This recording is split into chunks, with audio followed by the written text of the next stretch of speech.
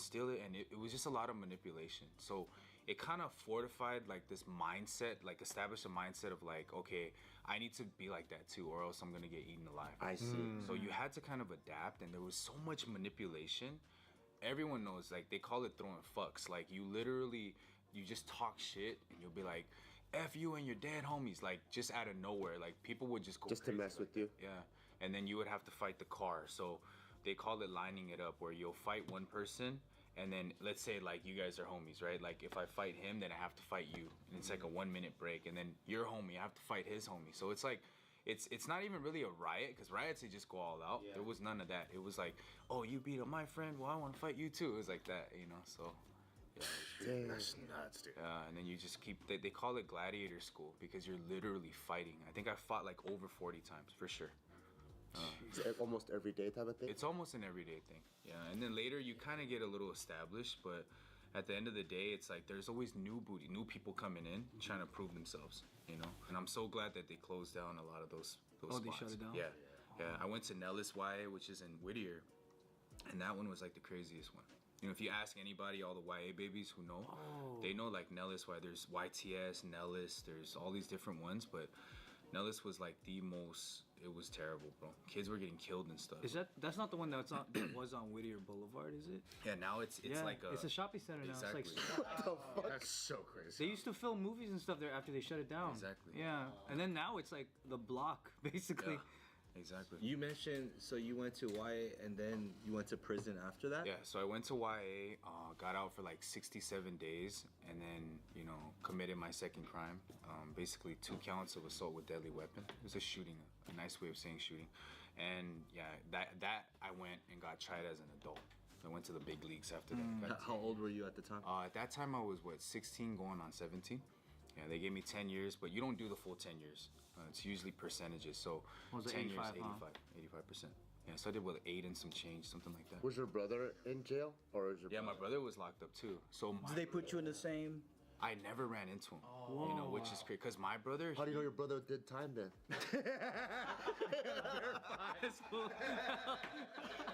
I'm gonna go up to him today, bro. Hey, how did I know?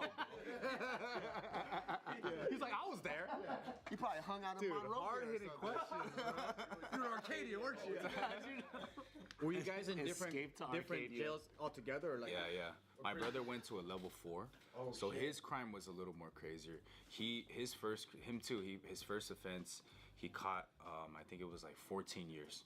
So 14 with 85, yeah, first offense. First time getting caught, basically. And yeah, they washed him up. He was 17 years old as well. So I was at level 3s.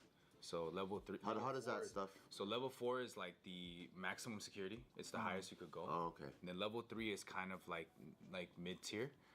It's where all the knuckleheads kind of go. Probably a lot of our homies have been to level 3. Very few get to level 4. Like you have to do some kind of murder or something like that. Pretty crazy stuff. Yeah. And then level 2 is just kind of like I carried a gun, you know, and somebody pulled me over and they gave me 18 months. Level 2.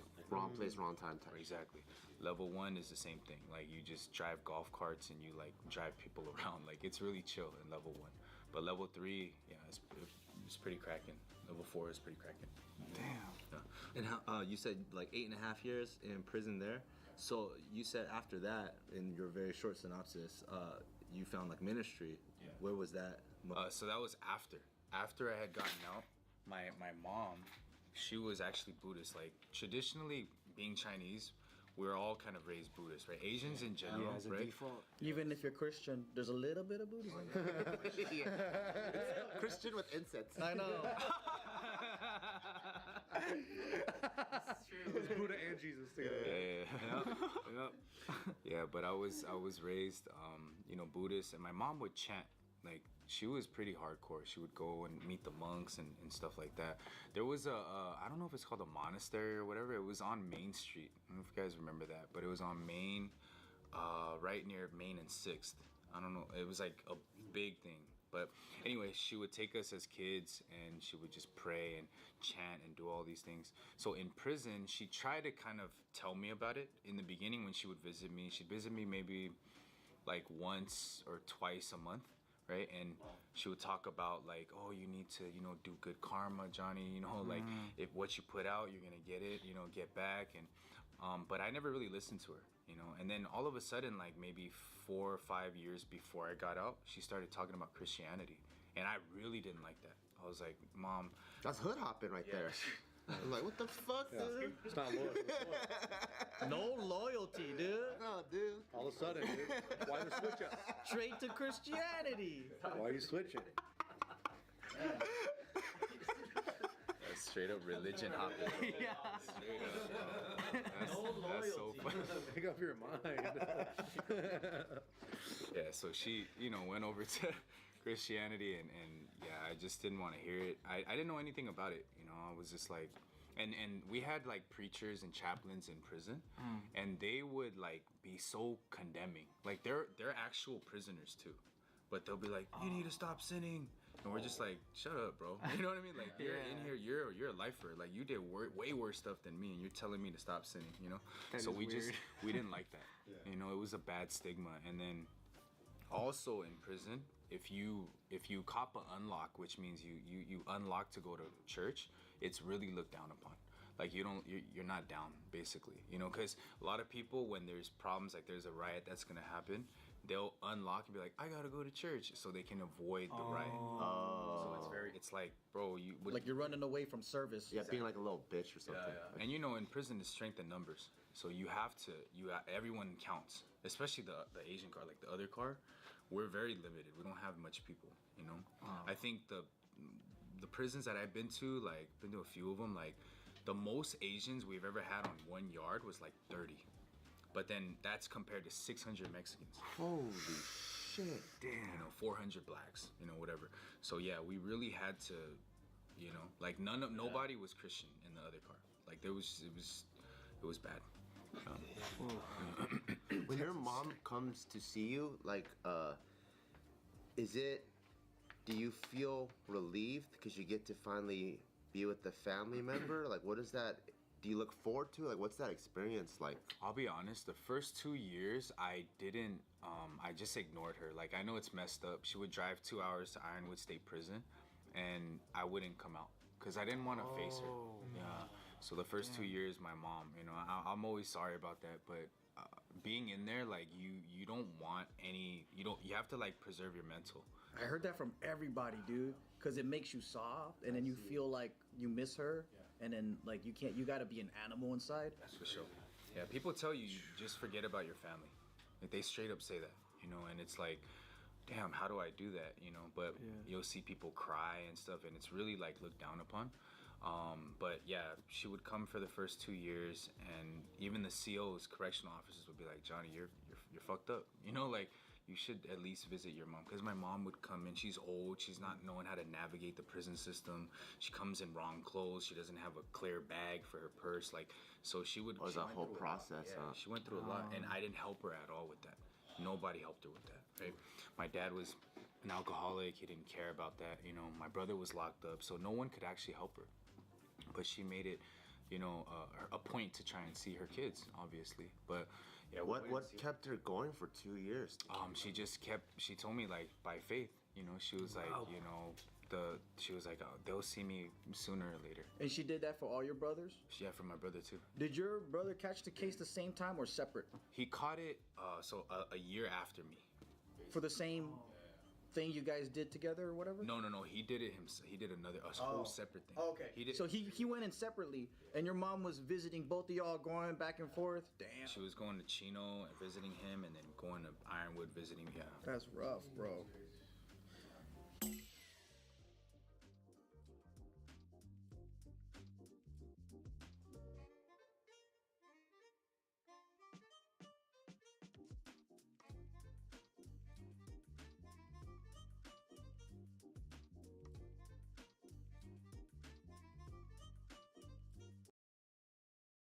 Me and him would be eating, and there's like a group of Asian thugs with like tatted down. They got the fucking rat tails. Yeah. They're whispering and shit. They keep looking at us, and we're like, yo, I don't know who those fucking guys are. I don't recognize them, man. I think we're gonna get down, dude. And then they're like, and we're about to leave, right? And they're like, hey. And we're like, hey, what's up? And then they're like, are you guys that Uncle Sam, Uncle Chip? And I'm like, oh, they're fans. They're just fans.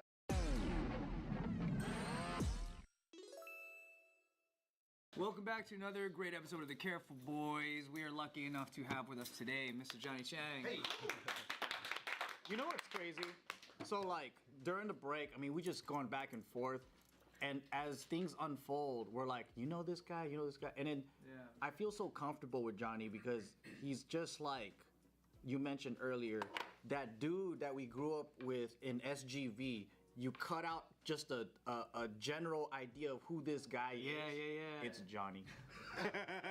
We said you look like an AI version of everyone we remember. Oh, Like all in just one. like, yeah. But there is a weird like familiarity I have with Johnny where it just feels like the same areas we know, the same streets, the same groups, the same gangs, like the same people. And that just blows my mind because it's like almost meeting someone from my past that I feel like I met before, and it's kind of coming together like, you did this, and this, I heard of you guys, and it's like fucking such a trip. I low-key feel like I've met Joe somewhere before. Yeah? Yeah, like for real. Yeah, you look hella familiar. For real, yeah. I'm 33. And I'm 38, but it's still the same. He's one generation above, basically. You know, but And I know all the guys of his generation that he's talking about. Yeah. yeah, that's crazy, bro. Because they were I mean, we're not OGs, but they were like the youngsters that looked, it was like, you know, we were looking at guys, like, let's say if we were 19, right? They were probably in high school. And then we were looking at guys in their mid-20s as OGs. Yeah. And then the mid-20 guys were looking at like the 30s, right? yeah. So like, that was that kind of role where like, the guys were like 5 years younger than us. Yeah. Yeah. When you might have met Joe in the past, did he have a pacifier in his mouth? Could have been at a rave, bro. No, that wasn't that life yet. Okay, that I was alright. like, that was after that life. Just trying to jog his memory. Just other things. Did you ever Joe Mama. Oh, you might have spent too much time behind the bars to enjoy the festivities. Yeah. Yeah. The rave era. That kind of died out by the time we were. Yeah. Oh, yeah, When that I did. got out, it was pretty much dead. You know what was interesting to me is like we were just getting into your like kind of touch with God. Like you just it was at that point where you were in your life of like your mom was telling you you weren't sure, you didn't like the whole Christianity like hood hopping, whatever it was. And then what happened to where you started to like do it? So there was a thing that I always felt was like this emptiness inside of my heart, right? Like even when I was young, like joining a gang and going to prison, I thought like, oh, it's because I'm in jail that I feel empty and depressed, right? But when I got out, like, you know, I had done anger management, counseling, got my GED, so everything looked like it was on the up, but I had this like void, like this hole in my heart. And it didn't matter. I was also selling drugs and stuff like that, trying to make money. And nothing filled that, you know. And my mom actually was like, "Oh, you have that emptiness because you don't have God." And I was like, "Mom, like, just shut up," you know. Like I was like, I didn't want to hear that, right? But after that happened, I had planned something, you know, to basically rob like a well-known drug dealer in Rolling Heights area, where all the rich, you know, back then was where all the rich Asians was at, you know, Hacienda Rolling, and. You know, I was supposed to go to like the right of this car, and then the homie was supposed to go to the left of the car, but when I went to the right, he stepped in front of me, so I just naturally went to the left. And then, you know, these 3 gunshots rang out, and I was like, damn, I thought my homie was blasting him, actually, but he was getting shot, and then the car sped off, you know? So he was shooting at your buddy who was in the driver. Yeah, so they had a dude in the back seat ready. Like they knew we were setting up like just in case. I don't think they knew we were gonna basically rob them and take all their work, right? But basically, like my homie got shot in the stomach, basically, and like chest, stomach area, and then I remember vividly like the sounds, all of that. So basically died in front of me, died in my God arms, damn. you know. And then I was like, it was just a mix of emotions. I remember like getting angry, like feeling scared, feeling confused, and then it hit me like when I got to the hospital basically with him, essentially like that was supposed to be me, basically. Oh wow. If he didn't step in front of me, I wouldn't be here, you know. So from then on, I felt that like, okay, and again, I brushed it off being, you know, a gang member, you know, you can't show that, right? Yeah. So 3 days after that, I get this letter from one of my homies. He was like a well-known graffiti artist. Back then, there used to be taggers and stuff like that, right? So he was a really well-known graffiti artist out in LA, and you know, I grew up with him too. And he wrote me like this really eerie letter. It was like, you know, when you go to when you're in the mountains, like, think about me, you know, I'm always there with you, homie, this and that. And I was like, what the hell? And I realized it was a suicide letter. Oh damn. 3 days after that, I found out that he hung himself in county jail. Yeah, so it was like death, and then there was another, you know, shooting that happened on the freeway. Basically, it was like a car-to-car shooting. My homie was an innocent bystander. He was really young. He was like a young homie, a little homie. He's 17, shot in the head, dead. So this was all within like a 1 week span. And so I felt death, like, what the heck is going on, you know? And then that was on top of my depression and everything else. And my mom was like, you know, you should try coming to church. And again, I was like, no, but her car broke down. And then, you know, I wanted to be good to my mom. So this is when you're out already? Yeah, when I'm out. So I took my mom, took her to church, and then it kind of unfolds with the Software Underbelly story, basically. Wow, that's cool. So that's how I kind of found God, basically. Wow. What next after you found God though? Like, Yeah, like what made you want to also become like a minister? Yeah, did you begin your own ministry? No, so I didn't ever want to become like, I don't think people just wake up like and be like, who lived our lives and was like, you know what, I'm gonna be a pastor today. You know, like that doesn't happen, right? I never wanted to go to prisons. I spent all my life after getting out, like, I'm never gonna go back to this place. But the pastor at the time, who was kind of like my mentor, he explained to me that there's a lot of people who felt that emptiness and void that you felt, and like it's a spiritual aspect of things, you know. So you gotta like go in there and kind of like lace these people up, which means share with them like your story, and it's better than like if he went in there with a suit and nice cut. Like, people are not gonna understand. Yeah, they don't relate. Exactly. So I was like, but again, I had all these thoughts like, bro, we don't talk on camera. I don't, you know, our culture is just not like that, bro. We don't talk about stuff like this. If I was in my teens and I had someone like you like talk to me straight about like, get the fuck out of this stupid thing, like, I probably would have changed way quicker. Yeah, for sure. Like, versus a square in a suit that doesn't even know the life trying to tell you, you know what, you gotta change. And it's like, of course you're gonna say that. You don't know shit. Exactly. But you'll listen to some OG that came out of prison and you're just like, yes, sir, I fucked up, sir.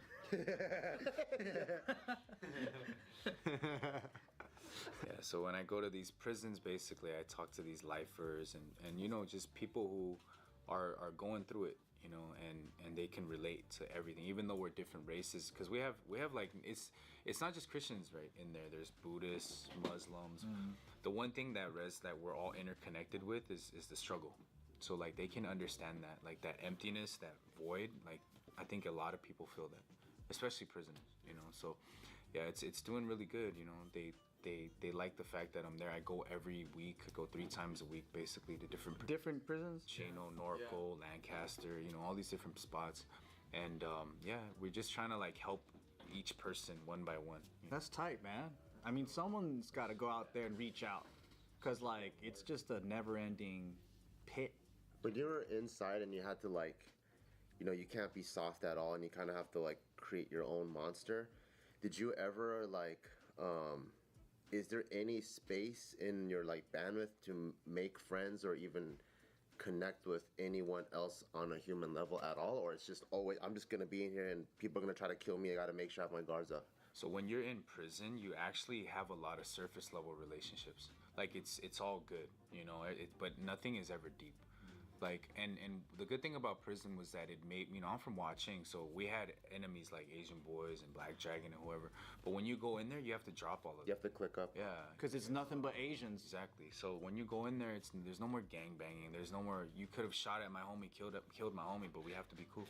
Because it's like us against the whole, like, it's race against race type of thing. You know, on that note, which is fucking crazy. So you just brought back a memory and a rumor where so our guys had beef with one of your other factions, not your group, but we heard that group paid your group to assassinate one of our dudes they drove up and they shot somebody in front of my buddy's house, which ended up being a guy from your own camp. You heard about that? Yes. So it did happen. Well, okay. Yeah. I don't know. That's a, oh my God, you cleared up a rumor in my mind that's been in my head for like ever. And so the thing is, that special day, we were supposed to have a rumble and solve shit. So they knew we were all at this house. And the guys that came, which is a different side fraction of their gang, he didn't even know that this was gonna go down. He was smoking weed at the doorsteps. And when they came up and did the drive-by, they ended up shooting their own side. Damn. Yeah. And it was a whole fucking mess. Wow. Oh shit. That's crazy. Damn. It's a rumor, by the way. Yeah, but it's a crazy rumor. But I mean, It's a things room like with a that. lot of detail. But the thing is, what's crazy is that when you're in jail, when you get older, like all those things, it doesn't fucking matter. It just doesn't matter at all. It's almost like I feel bad that everyone had to go through that at that age, and you thought that you were like in war. It's like you're like stupid little soldiers, like being told what to do. And by the way, we left our whole group because when that incident happened, our OGs, they said we need some money so we could go get some straps and retaliate this and that. They took our money and smoked crack with all of it. We didn't get anything. We didn't have anything to protect ourselves with. Allegedly, right? Allegedly. So we were like, what are we gonna do? Like, we got abandoned by our own group. And then we started questioning that whole gang shit. And it was like, these guys aren't our brothers and taking care of us, and like, they're not doing shit. And then they wanted us to put in the work after, that thing happened to us. So I was like, man, I'm in a group that's just not really taking care of each other. It's just all talk.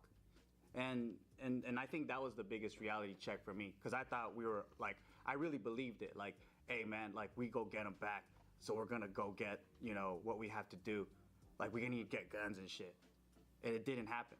I'm like, damn, wow, that was a crazy moment there. Yeah. So like you also mentioned that maybe there's like Asian gangs here, and you guys are like rivals and stuff. But then you go into prison, and then it's like everybody just clicks up because it's race wars and stuff. What happens, for example, like after y'all like come back out? Is it like, all right, back to our tribalism and that type of? It's honestly dependent on the person. I mean, like, you could go back to gangbanging, but I mean, you broke down spreads with people, you shared like food with them, like, you guys went to war together. Like, it's really kind of looked down upon. So like me, like when I go back, I don't have issues with those people. And when I see them, I'm like, hey, it's all love, because even if it's somebody representing them, like I was locked up with one of their big homies or whatever it is. So you kind of, it's not like you give each other a pass, but like Joe was saying, you just start to realize like this is all bullshit. Yeah, there's like a bigger picture, a bigger play. Exactly. And I honestly, I tell my homies all the time, I tell everybody, like whoever, enemies or whatever, I really wish that it was like this from the jump. Like we were all cool and we were just trying to like break bread and just better our lives, you know what I mean? Versus like running up and shooting people and doing stuff like that, So that, and they're like, yeah, we agree. Because it's much more peaceful, it's much more better nowadays, Like in our era, like it was crazy, bro. Like I always thought too, I was like, all right, why you have so much Asian pride, but you're just out here killing other Asians. Yeah. And then there was beef with Mexicans or whatever, little bit, but that wasn't the main enemy. The main enemy was your like fucking Asian brothers and shit, like from other groups. That's what blew my mind. I mean, certain areas it was like, certain gangs were really like on that kill Asian type of thing, but for the most part, yeah, what Joe's saying is right. Yeah. Because when you saw like Mexican thugs or black, you didn't really hit them up. They were just invisible. They're just doing their thing. We're doing our thing. And when you see an Asian kid with Cortezes on, it was on. Yeah. Right? Remember? Yeah. You have Cortezes? Okay, like. What's crazy? It's like when you see like, Take them off, bro. it's weird how you form friendships, because you're like, oh, he's 18th Street, that's cool. But then it's like, wait, shouldn't it be like if it was about your race, it would be like, no, 18th Street's not cool, Lomas is not cool. But it's like you have all these Asian gangs being cool with all these other Hispanic gangs, but then it's just Asians fighting Asians and the Hispanics fighting Hispanics too. Man. But I think that was really something about the SUV in general. The dynamic is like all hoods, if you notice in our era, didn't get along. Nobody was cool. Like whoever the Mexican hoods, like they all beefed it with each other. And then That's even true. Asian hoods Yeah. too. Like I mean, dubs were not cool with it. Even dubs within dubs were not Yeah, cool. it's called set tripping. We would set trip and stuff. Like it was crazy, bro. And now it's like people are all like Long Beach is like there's like a lot of cliques where they click up and then they go against people or they go with blacks and go against whoever. It was never like that in the San Gabriel Valley, you know. Yeah, but I felt like gang banging was our generation because before that they were just doing mafia stuff. Yeah, that's right. And then our generation wanted to be cooler. So I saw the transition So true. from Asians dressing like GQ and Hong Kong style and more like mafia style to like looking like cholos and street thugs. And like our generation adopted that. They did away with the Dilo silo system, like because there were Chinese gangs that were starting to recruit multiculturally.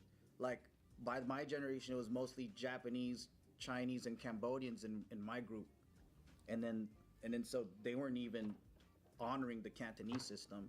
And then we started changing the names. We started using words like, "Oh, that's my OG," and then so I think that's where kind of, yeah.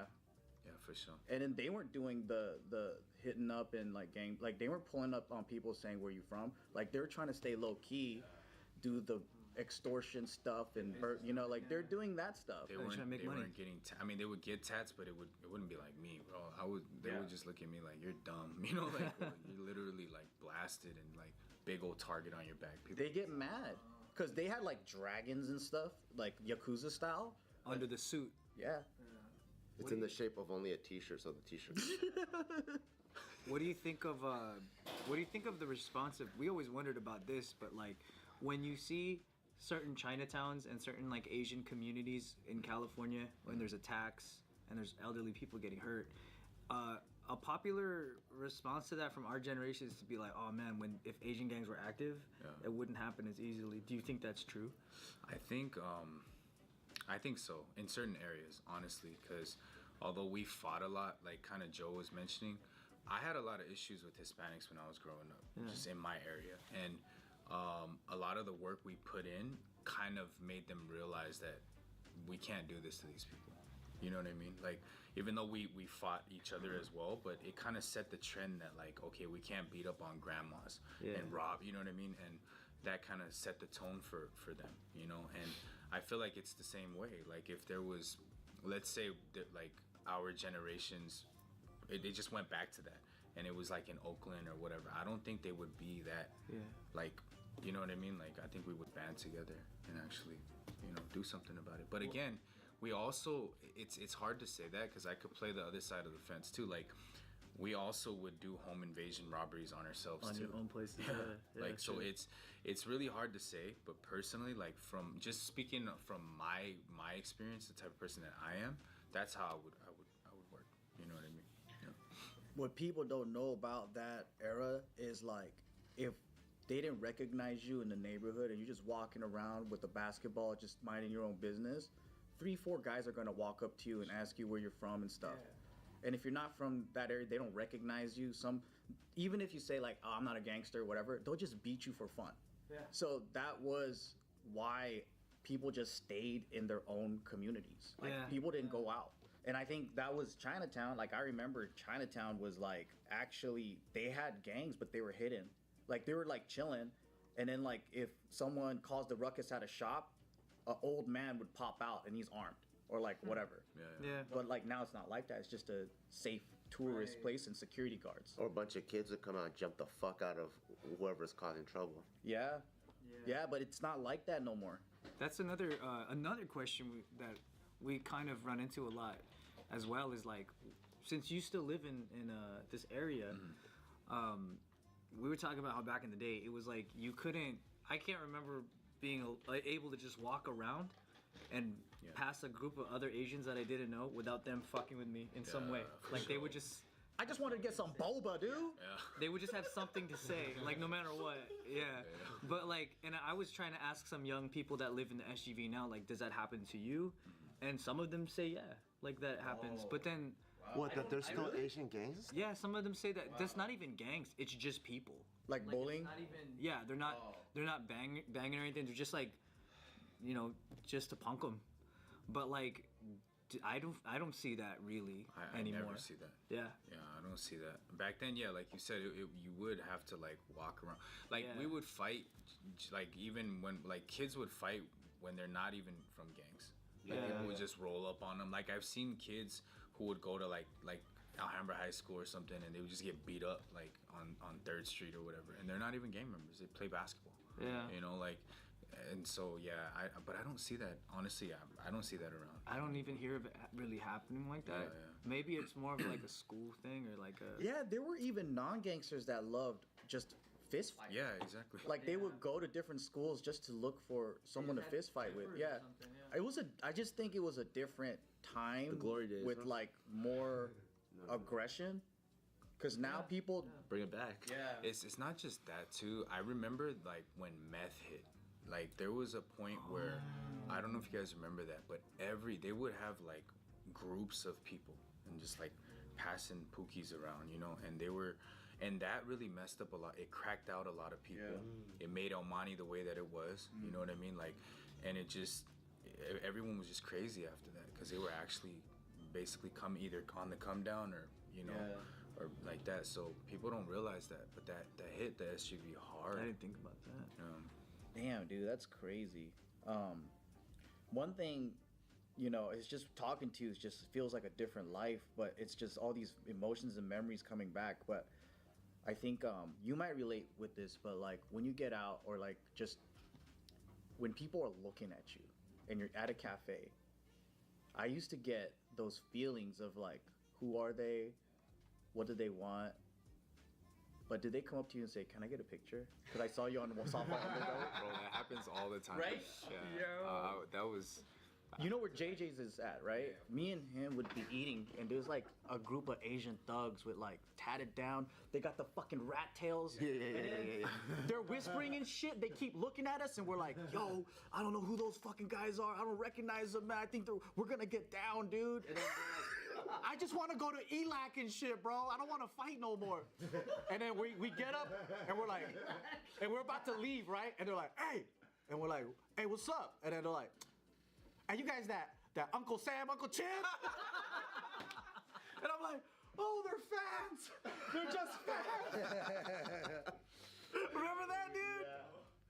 Bro, do you get that kind of feeling still? Yeah, Oh bro. man, People I don't get that stare. anymore. You know, we Yeah, have like we're observant naturally, living that lifestyle. So I'll see people stare at me like double take, and I'm like, please God, don't let these people be like, you know what I mean? Not today. Like, don't There's like a layer of I think like PTSD that doesn't go away. show. Can I have a photo? Yeah. They're like, are you Johnny? Yeah, and I'm like, sometimes I just want to fuck with them. Like, no, I don't know what you're talking about. Or point at my homie who doesn't look like me. Like, that's Johnny right there.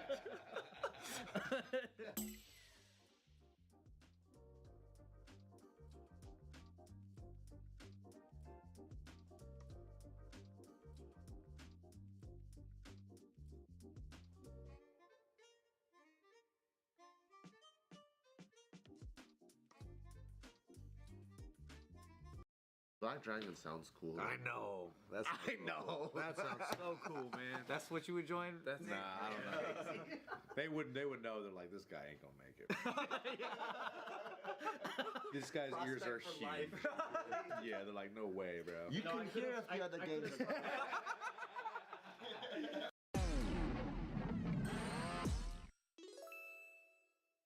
All right, welcome back to another amazing episode of Care for Boys. We have with us today Mr. Johnny Chang.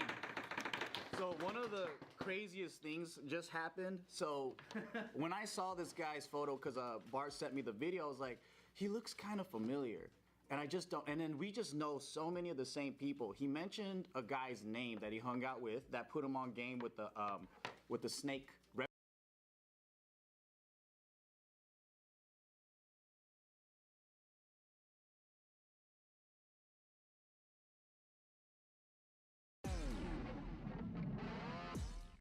in can't handle the heat news. It's been hotter than a motherfucker right now, man. Submitted by I was high last time I submitted. Oh, thank you. Azalea Banks claims she was harassed during a taping of Wildin' Out. Oh. Were you there? I was there. I was on the stage. Tell us everything. What happened? What happened? I don't even know she got harassed. Okay, I can't. Oh damn! I should have just made this video on my channel. Are you allowed to talk about it? I am because we already. Well, we would have just left it as it was, but she really started like telling lies. So like a lot of the people from the show came out on social media and were like, "Look, man, this shit is not true. She's straight up lying." Before I look stupid, can someone tell me who Azalea Banks is? This is who she is. Is she a musician? She's a musician. She does kind of like rap, house type stuff. She's done music with like, she's had like a couple more like clubby hits. Hits? Oh, okay. Yeah. She's a singer? Rapper, singer. I think she's most well known for starting shit though. She starts shit with people. Oh, damn. Yeah, all the she time. So she's more known for starting shit than her music. I mean, to me, yeah. She talks That's a how I know her. lot of shit, like a lot of shit about just all like the artists and like. Did her and Cardi B ever get in an argument? Yes. Yeah, she actually called her an illiterate rat. Did they fight? Like, damn. They didn't fight, but then like I would love to it's see funny them fight. because Azalea Banks was talking that shit, and then later that night, Cardi B tweeted a video of her dancing to Bodak Yellow in the Yeah. club, and it's just like, it's always like your biggest fans talking the most shit or whatever, you know? That's dope. I fucking love Cardi B. Yeah, she also posted like a super long ass paragraph, like just breaking it down, but then she deleted it. Who? Cardi B. Cardi B wrote a long ass paragraph talking shit, or not talking shit, but like Rebuttalizing. rebuttalizing. The rebuttalization. All right, so let me tell y'all what happened. Yeah, tell me. The Chiz Mace. So first, let me tell you what she said. She was on the she did the show, and then later that night she Instagrammed and she was like, I went on Wildin' Out today, and they. You wanna read it? Yeah, I'll read it. She said, I did Wildin' Out today. There were tons of pre-planned colorist jokes, and of course, Cry Baby cried. Some little scrawny black Atlanta twink was prepared for me. They planned this. Hit me on short notice, told me I didn't have to participate in the coon-ass freestyle battles, not my style, and I was to sing my song and go home. I show up and some guy who's darker than me starts calling me ugly and being colorist. Then all of a sudden, a choir of the most disgustingly basic local cattle call urban pseudo-comedic that because you sit on a chair all day, greasy soul food induced south of the Mason-Dixie self-hatred ass backwards post-Jim Crow, post-traumatic slave damn. disorder, true self-esteemless, ward of the state clowns with their low-scale and highly unimpressive resumes start going off about how the beautiful Azalea Banks looks. She called herself in third I've person. never felt so much hate and rage for anyone else than I did in that moment. Yamaya was really on stage. Yamaya, whoever that is. I don't know who that is. She's a goddess. Oh, I see. So, Wow, she has a big inflated ego. the whole colorist thing though is because she's Yeah, come what does out, that mean? She's come out saying that she's skin bleaches and she got a lot of hate for that. And she was trying to say that. Well, she was trying to say that we were making fun of her for being dark skinned. That's what she was saying with the colorist shit. Because It was like, only the word ugly that was used, right? this is exactly what happened. So is colorist the same thing when like East Asians make fun of Southeast Asians? For being darker or lighter, yeah. Jungle Asian. So they'll say like, so yeah, they're saying like, for the colorist shit, they'll say like, light skinned people make fun of like darker skinned people. That's what it is, right? And the other way around too. Oh yeah, but mainly it's like, you got the light skin like privilege. You just get more shit. You looked at more beautiful because you're light skinned, shit like that, right? Yeah. So she went on the show, and I remember like, okay, to be fair, I remember when we played the first game, she was like looking like. She said to Nick, she was like, oh, I wasn't prepared for this. You know what I'm saying? So, like, maybe they did hit her last minute, but I don't know. But, like, first of all, why would her publicist or whoever the fuck let her go on the show without knowing what we do and what it was? Because literally everybody gets made fun of. You know what I'm saying? Whether, like, the audience, we make fun of fucking behind the camera people, guests, like, everybody gets the jokes, you know? Yeah. So, okay, we're playing this game called, You're So Petty, right? So it's like, it'll be like, oh, okay, one time I said, Nick is so petty that he got Mariah pregnant so he could get child support for 2 babies or some shit like that, right? So it's shit like that. So we were trying to play that game because she's so sassy to all these other celebrities, right? Yeah. Okay, so one of the comedians, the one she's talking about, the skinny one, darker than her, DC, who's like, he makes fun of everybody all the time. One of his things is like, with your ugly ass all the time, bring that ass here with your ugly ass. He clowns people, right? So, so DC's like, he's like, Nick is so petty. He couldn't get Cardi B, so he had to get your ugly ass. So everybody starts cracking up. Yeah. And then immediately, after he said that joke, I remember her looking like, I don't like that colorist shit though. She turned around to somebody, she's like, I don't like that colorist joke. How's that That's not colorist? cool. Exactly. No one said nothing about her skin at all. It was never about her skin. He was just calling her ugly. But he would have called anybody ugly. So she's saying that darker people are ugly? That's basically what she's saying. I don't know how she was internalizing the joke or whatever, but she took it like... She took it as black and ugly. That's how she quoted it. I guess because Cardi B is like light skinned and like she's not, but it wasn't about that. Yeah. Like at all. And then Whoa! yeah, and then if anything, I think someone else might have said, yeah, blah blah blah. You had braces, but your mouth is still fucked up or some shit like that, right? But it was never what she made it out to be, cause like You need to have high self-esteem to be on that show. that's what I'm saying. But and the thing about it is like I get it if you were feeling a way about it and you were feeling insulted or whatever, but she also, after they made the jokes to her, she took the mic and was like trying to joke back on DC, saying like, oh, this is the way your career, this is as far as your career will go, you'll never get hired beyond this, blah blah blah. She was trying to make jokes that everyone was kind of like crickets, you know what I'm saying? Does it sound like she got actually hurt by it? I think she got, She's trying to take it personal. Exactly, and then I turn around, I see her tearing up. I was like, oh shit. And bro, it got so awkward. Everybody, like, cause she started trying to joke back, but you could tell she took it really serious. Isn't that when the DJ's supposed to go bang? JT Rick. Once it got all tense and her eyes watered up. But that's not on air, right? They're cutting that shit out. We'll see what happens, man, because They might need to because of the controversy. No. Well, I think they're gonna show it because of the controversy. You know what I'm saying? So Dope. I was like, and I was on stage. I was like, this shit is like literally. I turned around because there's the audience behind us on this season. And I was like, this shit is awkward, and everyone in the audience was like, yeah. So they changed the whole game. Like they were like, you know what? We're gonna stop playing this game. We're gonna play some more fun games. Like, we're gonna Kill the mood. yeah. They had to stop shooting for a whole hour How to can you calm go her all down. wild and out and not expect it to be roasted if you're the guest?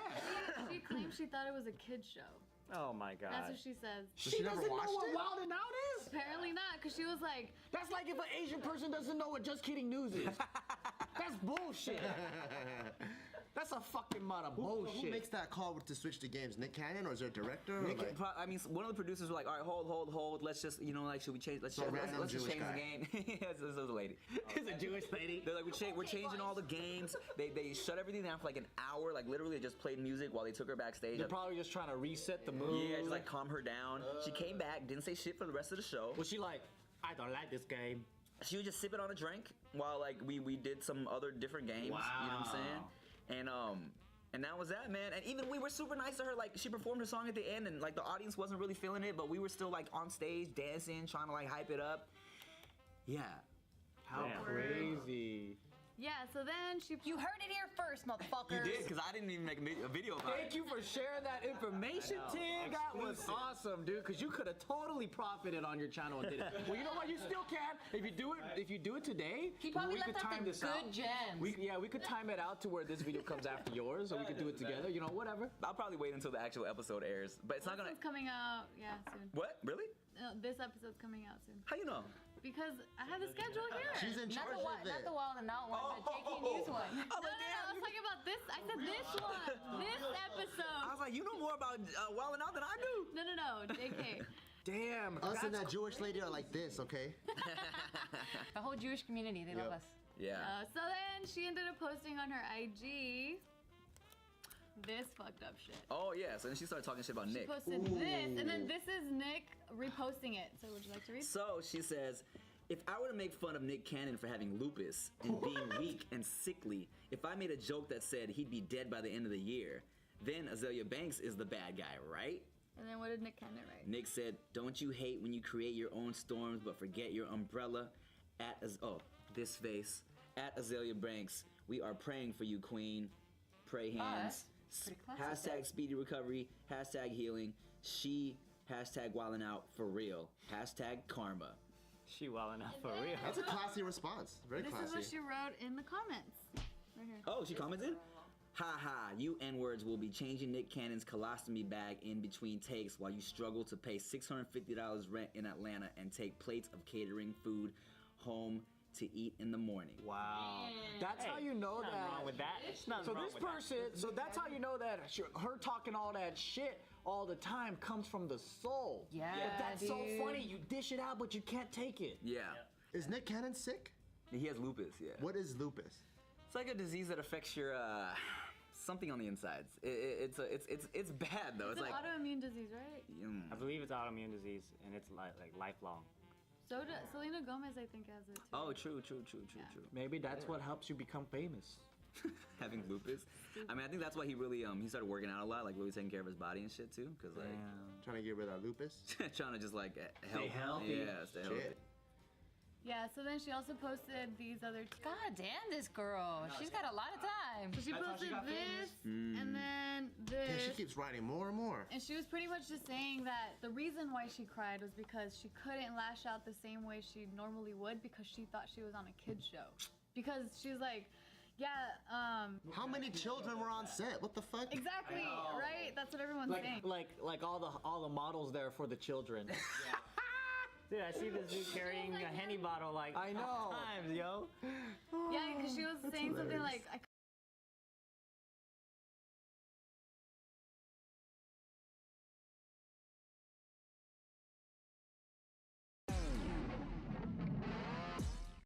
Hey guys, welcome back to Off the Record, where we talk about whatever we want. That's how R2D2 talks like. Yeah, that's pretty good. But dude, you're Asian. That's like the bottom talent range. Like Yo-Yo Ma's crying right now. Don't do that again. You're making it look like a That's disgrace. true. I should have been playing some Mozart with this, huh? Yeah, that was not Yeah. good. Did you play any musical instruments growing up? Oh, I play the piano. You still play? Yeah, a little bit. Oh, my son just started learning how to play. He likes it. It's nice. Yeah. I'm trying to relate through my kid. No, it's great. No, but it's good. But but I play the piano, and then I play a little bit of a guitar, and then that's pretty much it. You know, when you have Asian parents, they make you do it. Yep. And I used to have this instructor. If you got a one note wrong, she would slam the lid onto your finger. Oh shit. So that but it taught me how to deal with pressure. Yeah. And stress. Yeah. So I just sit there and really practice. And Did it really? Did it really, or did it make you more anxious? It worsened it. Yeah. And every time I'd screw up, I go no, and she go bang. And I go no. Was she Asian too? She was Russian. Oh, makes sense. The white Asian. And the white Asian. White Asian. And you can't fuck with them because they're good with knives. You ever see the movie Eastern Promises? Yes, with Viggo Mortensen. Yeah, Viggo Mortensen. There was a scene where there's about Russians, and they were stabbing each other's penises with knives in the. I just remembered the bathroom scene. Yeah, that one, the spa one. Yeah. Yeah. Are they the ones that when you throw the knives and the girl's spinning on the wheel and then the fucking knives get around them? Yeah, they're those ones. Oh. Exactly what those are. Yeah. That sounds like a magician trick, like in America. But it could be a Russian magician trick. It's a knife thing. Also, if a Russian hands you a beverage, you don't drink it. Why? Is it poison? Wait, like in real life or in movies? I just don't do it in real life. Yeah. I don't think I know any Russians. Would you like a drink? Would you like to drink It's only this? if they have the accent. Right? Yeah. And I go, no, thank you. I push it right back, right? You must drink this, right? I go, fuck you, right? And we go back and forth like that, right? But poisons don't affect me How do you know? because I'm immune to them. How did that happen? Then why don't you just drink it then? I know. That's true, right? Why are you fighting so hard? Because it won't kill me. It still gives pride. It still gives me diarrhea too. Oh. They're not that. You can't. Yeah. I'm not that immune. He's also lactose I'm intolerant. lactose intolerant. So if they put milk in it, I could die. So it's just milk. It's just milk and vodka, and you're like, no. Yeah. But yeah. I'm immune to your fucking cow poison. But A not little milk. bit. Yeah, but Russians are they're crazy people and they're tough. You know? Fucking tough. Favorite fighter grew up training by wrestling bears. Yeah. Did you guys watch the recent fight? Viral video of that kid fighting a bear. Is that Khabib? Yeah, that's Khabib. Yeah. Oh, I didn't know He that was was like him. 5 years old. Never gonna off. Yep, that's it. How do you say it last time? Go meta. No, But- 'cause Joe yeah. Rogan was saying something like that during that fight, huh? He's like, yeah, he actually grew up wrestling bears, and I'm not joking. And all of us in the house were like, wait, is he joking? Yeah, everyone's laughing. It just sounds so crazy, but that's like Yeah, Russian but see, but can I say this? The bears in Russia are like their dogs. So you're saying it's not a wild bear? He just. No, but they're used to it. Yeah, the bear was chained, Aw. and then they were like the same height, Khabib and the bear. But you know how you go to like some different countries and there's a poisonous snake? Oh, yeah, but that's like their Tell the dog. tourists about the snake, but the locals, they already know how to deal with it. Oh, right. I think it's one of those kind of situations. Yeah. That's true. Like if you come to my house, you know, Kalila knows about the crystal wall. Yeah, yeah.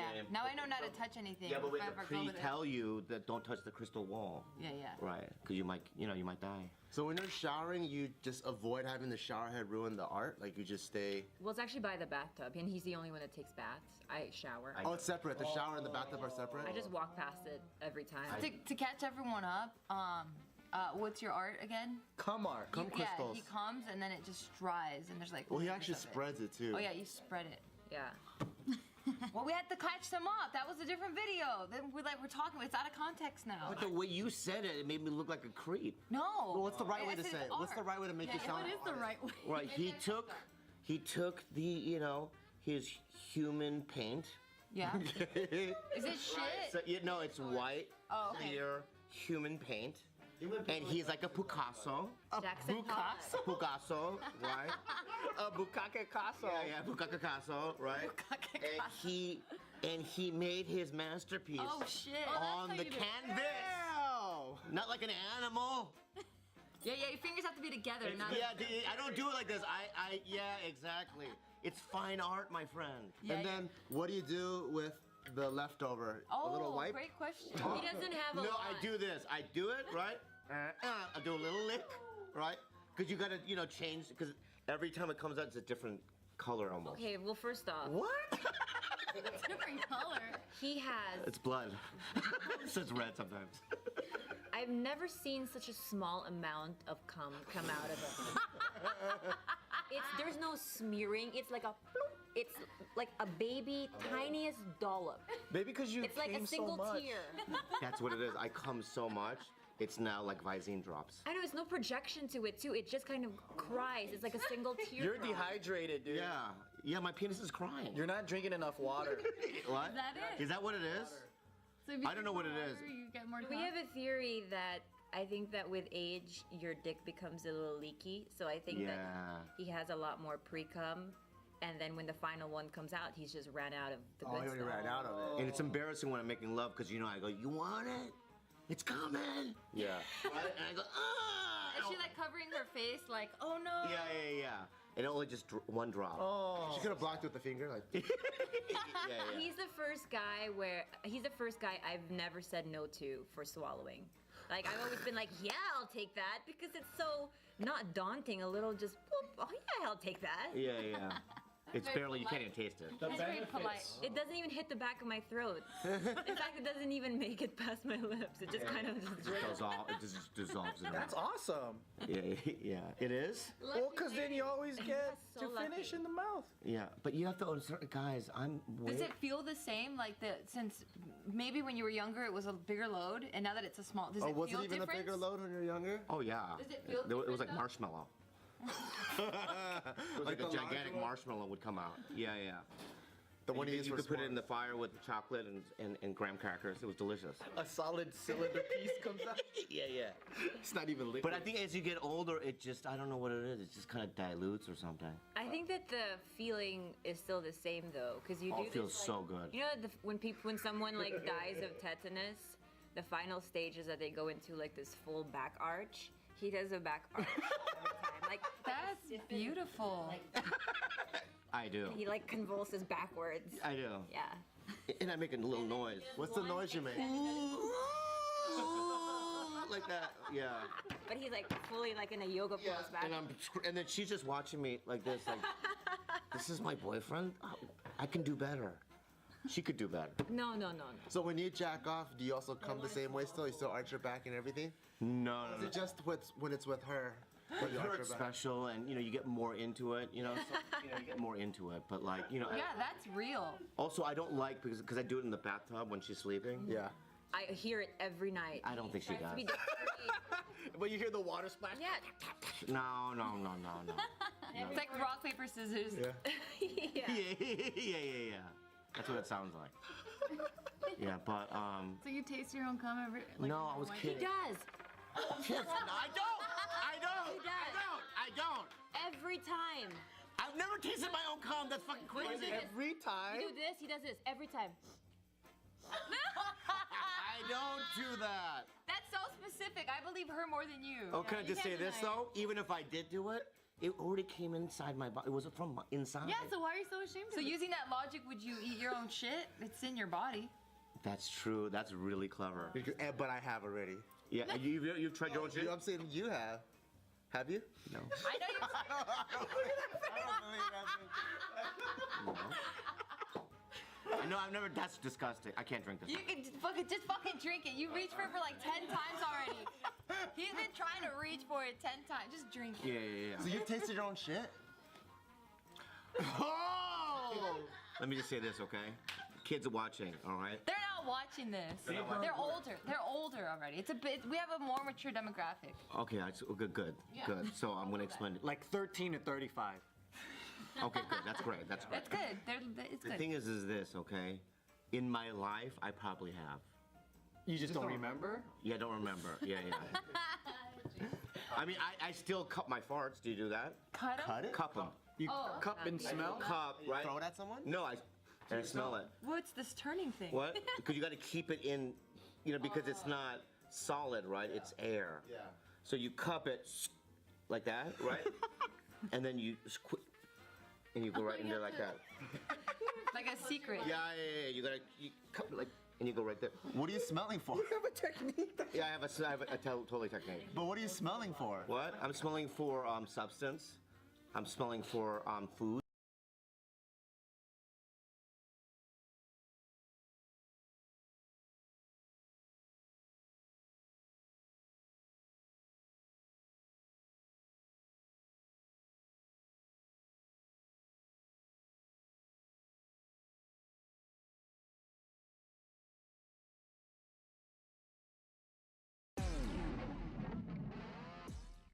In Found You news. Found you. Or found you. Found you. Miss No Found Booty. you news. Why you? I found you. Submitted by Megmeister. Hello. A missing teen was found with her best friend's dad in Mexico. Oh, fuck. Let's explain that. Any Yeah. question marks there? Let's explain that. What A the fuck missing happened before? teen. I'm pretty sure it happens a Well, lot. like found with their best friend's dad somewhere. You know. Do you have any friends like that? No. What a good dad. Just like, showing people around, educational field trips. Remember, you're supposed to sympathize first. I am, but we don't know the situation yet. We don't know if Well, she that's was, already a if they fucking got weird situation. kidnapped or if he's a pedophile. We don't know any of those things. Yup. So far, all I know is Alright, Just I'll give jumped it the to you. gun. yeah. I'll give you But without the daughter though? Well, I think His daughter? Maybe the daughter already knows all. Like the daughter's like, I've been to Joshua Tree 20 times, Dad, but Sarah's never been. But what about the wife? That's weird. That's like a man was found living as a roommate with best friend's dad. That's me. Where's the friend? He wasn't living there. Oh yeah, Joe's living with my dad. Remember? Yep. No one called that weird. No one said, That is weird. No one wrote an article about I that. thought it was weird. I thought that was very weird. Why didn't you write an article? yeah. I'm lazy. It wasn't in Mexico. Yeah, it was. It might as well be because it was El Monte. It was Almani, It same was thing. Little Mexico. It was Almani, Little Mexico. Same thing. So, I'm just lazy. It was an Almani in a Pepto-Bismol house. Yep. It's a pink house. The color of it is His pink. dad painted that shit like Homer Simpson donut color. Color home ever. Why the fuck is With it? the green trim. Yeah. Forget the mint green. Damn, is he colorblind? I hope so. I hope so. I hope so. Because if he's not, that's even He has more horrible fucking taste. sad. Let's just say he is. Yeah. He thought it was beige. Yeah. All right, so this is Amy Yu and Kevin Esterly, 1645. Why that fool look like White Bart? Yeah. He does. Oh my god, that's good. No wonder I was slightly attracted to him. Like this. I was like, wow, he's kind of attractive. That look like him? Smiles like Bart. I don't know why. If Bart and Steve made a baby. Oh yeah, that's Steve's That's why I didn't say it. There was another part that I'm like, something's weird. I'm like, oh, from the nose up. I'm like, what's Steve? And then nose down. I was like, what was Bart? You know, he has a big dick. But see, she's 16, but I feel like Asians from like Wait, 14? 16. She's 16. She looks 9. From like 16 to 20 to like 50, you're the same face. She could pass for a 25-year-old or a 16-year-old Asian girl. Yeah. Yeah, she looks like that whole range. Yeah. Like if you were like she's 29, I'd be like, yeah. Maybe. True. Maybe. Yeah, so they have been. So Amy has been a family friend of Kevin's family because Kevin has 4 daughters. So they met Amy through church back when she was like Perfect. back when she was 7 or 8 years old, and so they've been. So they were in Mexico giving blankets to people in the mountains. No. So the dad knew this girl when she was 8? Yeah, 7. 7 That's years gross. old. He's been scouting for 8 years. That's gross. Yeah, so That for reminds me of a good old Woody Allen.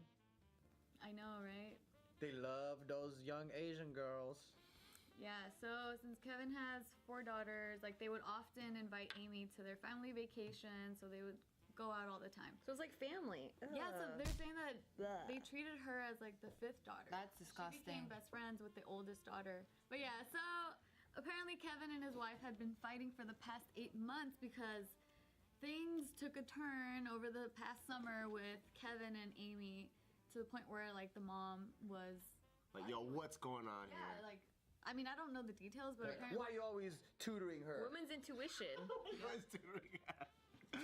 You keep saying you fucking doing Bible study, but why do you have to Bible study at fucking 6 p.m. till midnight? Fool. well, apparently the Let me wife- smell your dick. So this dude was signing Amy out of school about 10 times from November to February. Where the fuck are her parents? So she has a mom, like her dad is out in China. Since she was a little girl, her mom is here, and she has a brother as well. But this dude was pretending to be her stepdad, signing her out of school. Oh. And the mom never knew, but apparently the wife Got knew. criminal.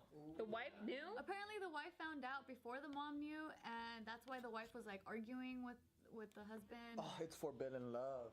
Yeah, it's just fucking ugh. And so they planned it together to leave to Mexico. Here's another photo of her. And so they were gone for 12 days. I'm going on vacation. That's what her face says. Like she stole money from her mom. He stole $4,000 from his wife's account Oh my god. to go take off to Mexico. Apparently he was like obsessed with her. Why Oh, why would and- she be attracted to him? I don't know. Daddy issues. Her Daddy issues. Dad's been in China the whole True, time. true. Asian girls love white guys. And girls with absent fathers. Yep. Yeah. She looks happy in Mexico though. Best combination. I don't know if this is in Mexico. It'd be more rappers on the floor. I don't see the true lady in the back, so.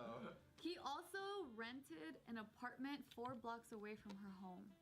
And like that's Weird. That's probably like where they would meet up. him and his stuff. wife's money to rent an apartment. Yeah. And apparently he was like his obsession with Amy grew so much to the point where it affected him with his job and like he's been unemployed. Ew. Wow. Damn. I mean, like, He needs help. that's what happens when you get yellow fever. Yeah, you can't control it. Yup. What's the reverse of daddy issues when it's the older man that gets obsessed with like the Daughter young issues? girl? Yeah, Pedophile? daughter issues. Or a pedophile. I think it's just called Pedophile. Yeah. But it's like she's a teenage. It's like not a kid where they're like. But he's been scouting since 8. Yeah, since she was Yeah, 7 that's the yeah. gross. That's the weird part. And she looks like a little girl. Do you think it's one of those I mean, things? she's not like a voluptuous, developed young lady that looks like a woman. Yeah, but a lot of Asian women just stay kind of like with the same like little girl. That might be the voluptuous version of an Asian. Yeah, I've always had this idea in my head that any I mean, I'm not trying to single out Asian white dudes out there, but like white dudes that like Asian girls, I'm always thinking like you gotta have some sort of pedophilia in your head a little Steve jokes bit. about that because we're friends with this couple that the girl is Vietnamese and she's tiny, like gotta be under 5 foot, like very tiny, like looks like 12. Like and when I went to Bali, I got her a pair of pants and I said, "Do you have like pants for like a 10-year-old, and they fit perfectly on her. Oh, and shit. yeah, and she looks like 12, but she's like 36, and yeah, and the dude is like a tall white guy. He's like 6'2", lanky, like Right. white dude. And they we're want to hold on to that teenage girl for 30 years. Yeah. So Steve's always like, this should be illegal. That's awesome. That's dope. Just trolling them, but yeah, they're great. That is weird. I mean, I think it could be more like I don't think it's so much that. I think it's more like Asian. You guys might disagree, but they have more of a like an inclusive, like nurturing, like Nurturing? Let me take care of my man. Really? Like Asian girls don't have that.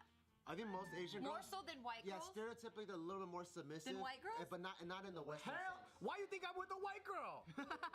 They're like really strict with their kids, but they like will have dinner ready. Like they'll have they'll like have dinner ready and stuff, but they're like they'll come down on you. Yeah. They're fucking cold-hearted. They're crazy. That's where I got that. I feel like that's the stereotype. Outside, that's what they look like. Is these like docile, quiet creatures, but then when you actually get with them, they fucking run shit. And they yell. They fuck you up. Like it's like Fuck you. it's like I think that's why you see all these old like mixed couples, and then like the white dad is like defeated. Yeah. And the Asian fucking mom runs shit. Yeah. Right, They fucking run shit. That's true. So in this couple, like the girl is totally like the. Yeah, they're like, what did I get myself into? It's like, fuck. But he like likes it. He's like very just goes along with things. Shout out to you guys, Chatterfeet, if you're watching. Yeah, so they caught them in Mexico after there was an Amber Alert placed. He's for all Happy. smug. What the fuck? He's like, that's right, I landed that. And that other cop is posing like he knows the picture was gonna get taken. He's like, let me look a little bit more jacked. He's flexing. Yeah, and then the Policía Federal. Yeah, so they Let me represent, fool. That fool doesn't look ashamed at all. Nah. I know. He's like I'm a proud. pedophile. And what? Yeah, so as of now, he's in Florida pending extradition to Pennsylvania. He will be arraigned on a felony charge of interference of the custody of a child. And it's funny because they're reporting that he's been calling his wife nonstop, but she's like, fuck you.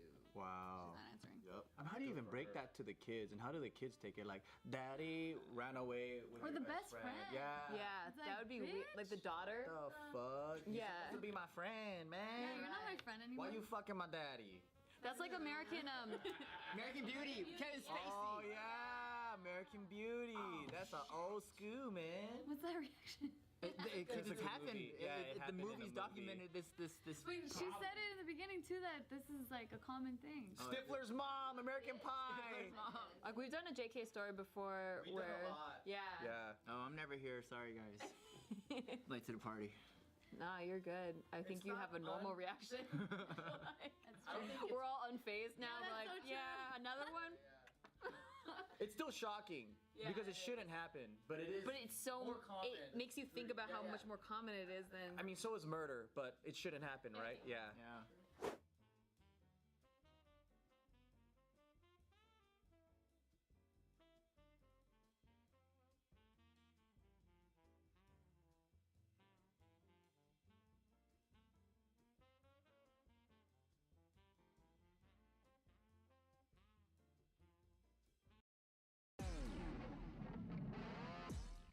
In creepy kid news, Creepy kids. That's like so old. submitted by. What is that from? Or where is Creepy that crawlers.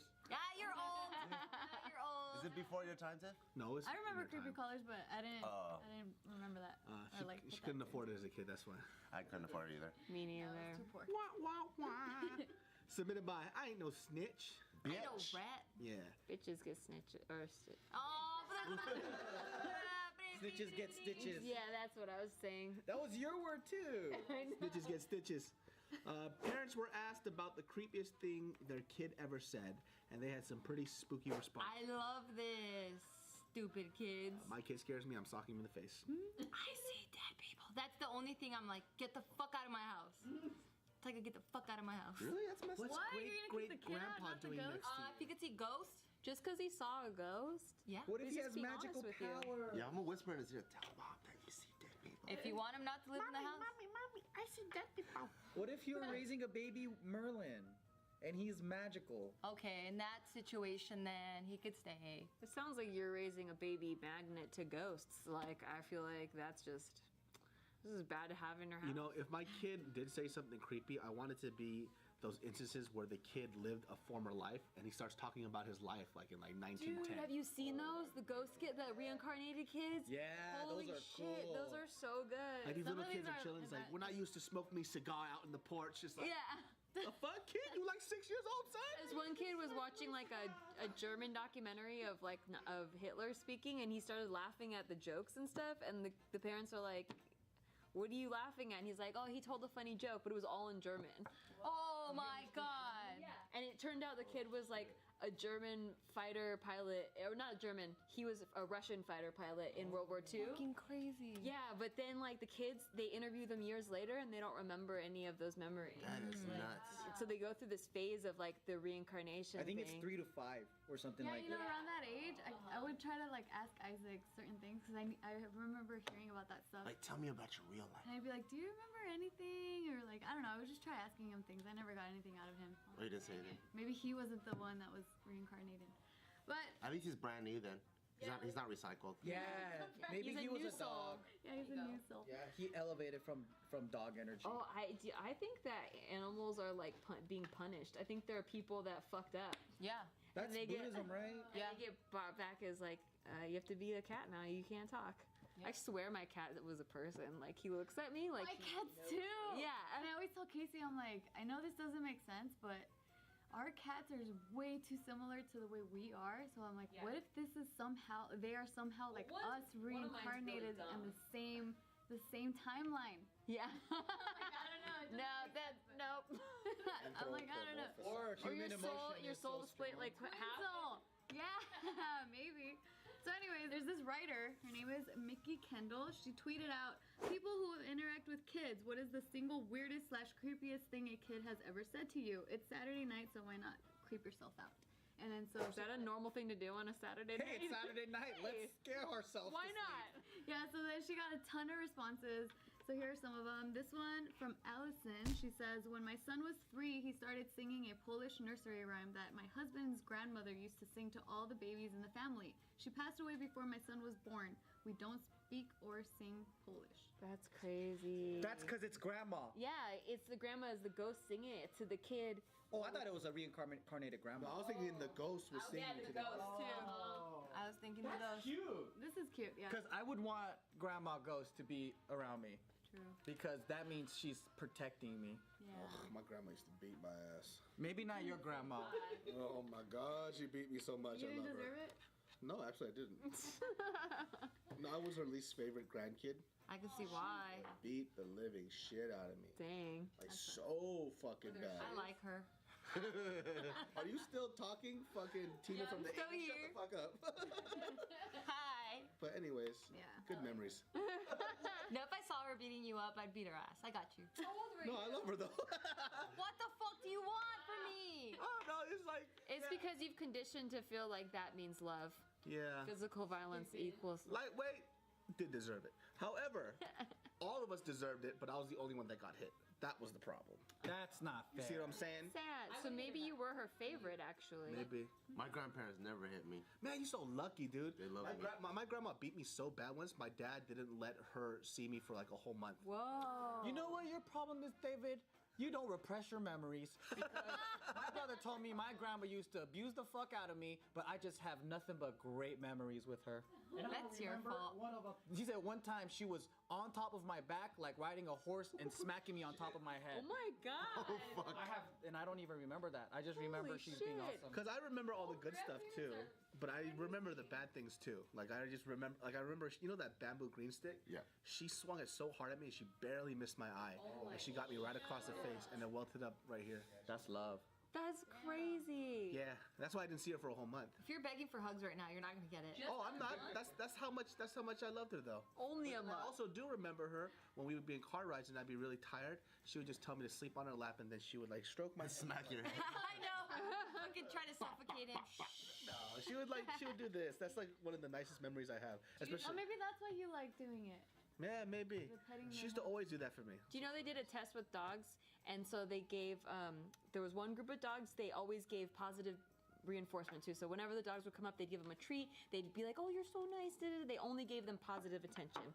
The other group of dogs, they only gave them negative attention. Though, like they'd come up and they'd be like, "No, bad," no, and they wouldn't give them treats. And then the third group of dogs, they would mix it. So it would be like sometimes you get positive, sometimes you get negative, but it would be for It's no random? reason. It was just random. The dogs that got the mixed treatment were the most loyal, the ones that were the most excited to see the person. Because they never know what they're gonna get. Yeah, exactly. But it's weird like that because they were getting mean to sometimes. Yeah, or else you get spoiled. Exactly. So sometimes you beat them out of nowhere. Good. So I'm a loyal ass puppy. But that's why you are like, yeah, you're so. That's why loyal. you're a loyal person. Thanks to your grandma. Just beating me and kissing me at the same time. Mwah, mwah. That's why you're like, I love her. They were the most excited to see their owners. Yeah, you're pretty loyal. You didn't let me beat her up. Yeah, I'm loyal as fuck, man. She used to make this ghetto ass macaroni and cheese too with ground beef. Oh damn. You know that Crafts box, but instead she would put ground beef in there too. Oh, bomb. Used to love that shit.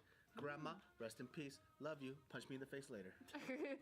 Yeah, so the next tweet here that we have, someone said, "You smell different when you're awake." That's like what a kid told. Oh my god. Creepy. That is kind of I'll creepy. probably choke my kid for sure. You smell different. Don't you fucking smell me in my sleep, bitch. I know. I'm gonna fucking close the door, you little creep. That's kind of cute. But you She's know, like, you strange. Steve smells different when he's awake. Maybe because it's fucking bad breath in the morning. Exactly. Like you sweat and stuff, and you like got that pungent, like, you know, aroma. He smells different in the morning. And I love the way Steve smells, like his body aroma, but he like showers very like a lot. Like he's like very clean. But in his sleep is when he like sweats and like he smells different. Yeah, the next one says, "When my daughter was 2, we were walking above a creek and stopped to look at it. She stared at it silently and then pointed and said, 'I died in there.'" I died in there. For sure. These are all reincarnated kids. Yeah, a lot of these. That's fucking crazy. This other one says, "When my daughter was 2, I found her under the table with one of my husband's old children's books, turning pages as if she were being read to. I asked her what she was doing. She said, 'Reading with Grandma. My husband's mother died 2 years before she was born. It was her book.'" Oh damn. How cute. So it's a mix of ghost grandmas and like reincarnated Like kids. How come there's no grandpas? Where the grandpas at, yo? Yo, back in the day, grandpas didn't do shit. They're lazy. Yeah, where are the grandpas at? Represent a little I think bit. if you're getting punished as a human, you also come back as a grandpa. No soul. There you go. Yeah. This next one says, "Walking with my 2-year-old in a cemetery bar by our house, she says, 'Mommy, who is that man in the red jacket by the stone house?' Oh my She god. pointed to a mausoleum. There was no one else in the cemetery. 'He's waving at me.' She Oh waved my back. 'He's coming over to talk.'" No! How old? 2. They're all 2. Yeah, a lot of these are 2. Oh my god. They're so articulate as 2. They're good kids. My 2-year-old niece can't say any sentences. I can't wait till Taika starts saying that stuff. I know. I'd be like, Taika, run! And there's so many people visiting me at night, mother. Like that? Like now he's all like English? You Yeah. motherfuckers. That'd be tight. Yeah, mother, what's Start happening? speaking them in a British accent. That's how he's gonna learn. Or mum. Mommy. Mummy. How cute. I'm down. This next one says, "I was about 2 months pregnant making grilled cheese sandwiches for my nephew, and I asked him if he wanted one, and he told me no, he want a boy cheese sandwich, and the baby in my tummy can have the girl cheese sandwich. Come to find out months later, I was having a girl." And then she replies, "My 4-year-old cousin also came up to me and sat on my lap and started laughing. I asked him, 'What's funny?' He goes, 'It's a funny baby in your stomach.' I didn't even tell anyone I was pregnant yet." Oh damn. Damn, how come they're smarter than us? They're connected. Yeah, a lot of people in the comments. They're receptive to energy and stuff. Yeah, they're saying that kids are more connected to the universe, and that's why they're able to like. That's what my mom says. How come we lose it? Because you have all this other stuff bogging you down and like the world and like. I don't want fucking dead people visiting me and shit. That's fucking annoying. But what if they're cool? Yeah, what if? What if they're your friend? What if they tell you the lottery numbers? But that's like people just coming into your room without even asking. I don't want that fucking shit. I'm chilling. I'm like jacking off and shit. Hey, Ew, David, shut up. Hey, come on, bro. You don't have a dick. I do. I would stop jacking off with Michael Jackson. It used to be really weird. Hey, Joseph, I just want to say thank you. Oh, I'll just be like, oh, my bad. just finish, baby, and just moonwalks out, and he just, you know what I mean? So dope of Michael. Wait, would it be 5-year-old Michael or would it be like 50-year-old Michael? Because 5-year-old Michael. Any like, Michael. A, B, C. Yeah, it's a little different. I want that Michael. I want the Michael that was still black. That's Any the Michael's ABC 1, 2, 3. I like the first phase of the transition. The Jackson 5. The bad. The bad. I'll take sick Michael. I don't care. Take hair on fire, Michael. Because he knows so much more and he can help me. Yeah, he was about to come out with the Illuminati's plan on his tour, and then he got And then killed. Is that the conspiracy? Yeah, I want to know what he was gonna say. Who says that? There's some documentaries. You That he was go down a about- rabbit hole on YouTube. You could watch it. He's like, Basically, he was about to go on his tour, but magically, he was given too much medicine that made him die. Yeah. But on his whole This Is It tour, if you watch the movie that he came up with, there's so much like, we got to change the world, this and that, and you think it's like this PSA, but there's a motive there. yeah. And there's a recording of him talking to a group of people saying that like he's gonna reveal everything. He's gonna tell all of their secrets and all this stuff. Wow. And he's like, wait for the tour. Dang. Why was he speaking about it so publicly? I don't know. Because he knew it was coming. They were going to come after him. Because I think he wanted to get a lot of people to be there, but Like, I'm tired of this you know, stuff. too many people found out. Crazy. So yeah, Ghost Michael Jackson, I'm all for it. Yeah, only Michael though. I don't care if Abraham Lincoln comes and watches me jack off or something. I don't know. I'll be like, come on, guys, later. What are some other creepy things? I'm creeped out. You're like, creep me more. Yeah. This last one I have here, it says, the twins go through vegetarian phases periodically. Last time Twin B says they should cut back on meat because of the fingerprints. I look puzzled, so Twin A explains that people who don't eat meat have less visible fingerprints. Twin B says, not saying we're gonna kill anybody. Twin A says, but if it comes to it, Twin B says, yeah, it'll be easier. Twin A says, one less thing. Oh my god! That's pretty nuts. Yeah, but Those kids need to be put down. How did they even find out? What the fuck? Well, maybe they were best friends in jail, and then they pinky promised like next life we'll be together. Or they were like a Bonnie and Clyde. Yeah, mass murderer couple. Yeah. Then that's kind of cute. That's kind of cute. Really? You would be. They're not my kids. I don't give a fuck. If these are your kids. Oh no. They need to go. They need to go. yeah, They need to my pack kid's their talking about murdering. At the, what age is this? I don't know. She didn't mention. They're all like 2 and 3. It's like 18. Oh yeah, I gotta kill him, man. That sounds like my kids. Oh God.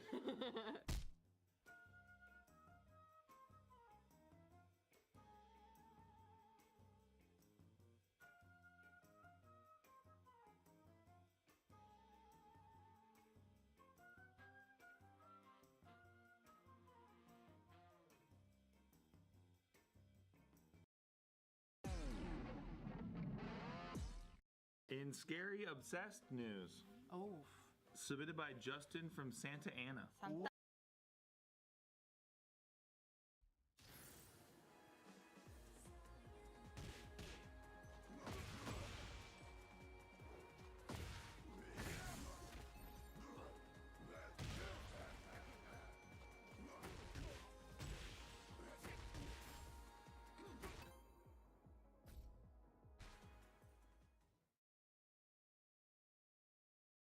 Get ready for the next battle.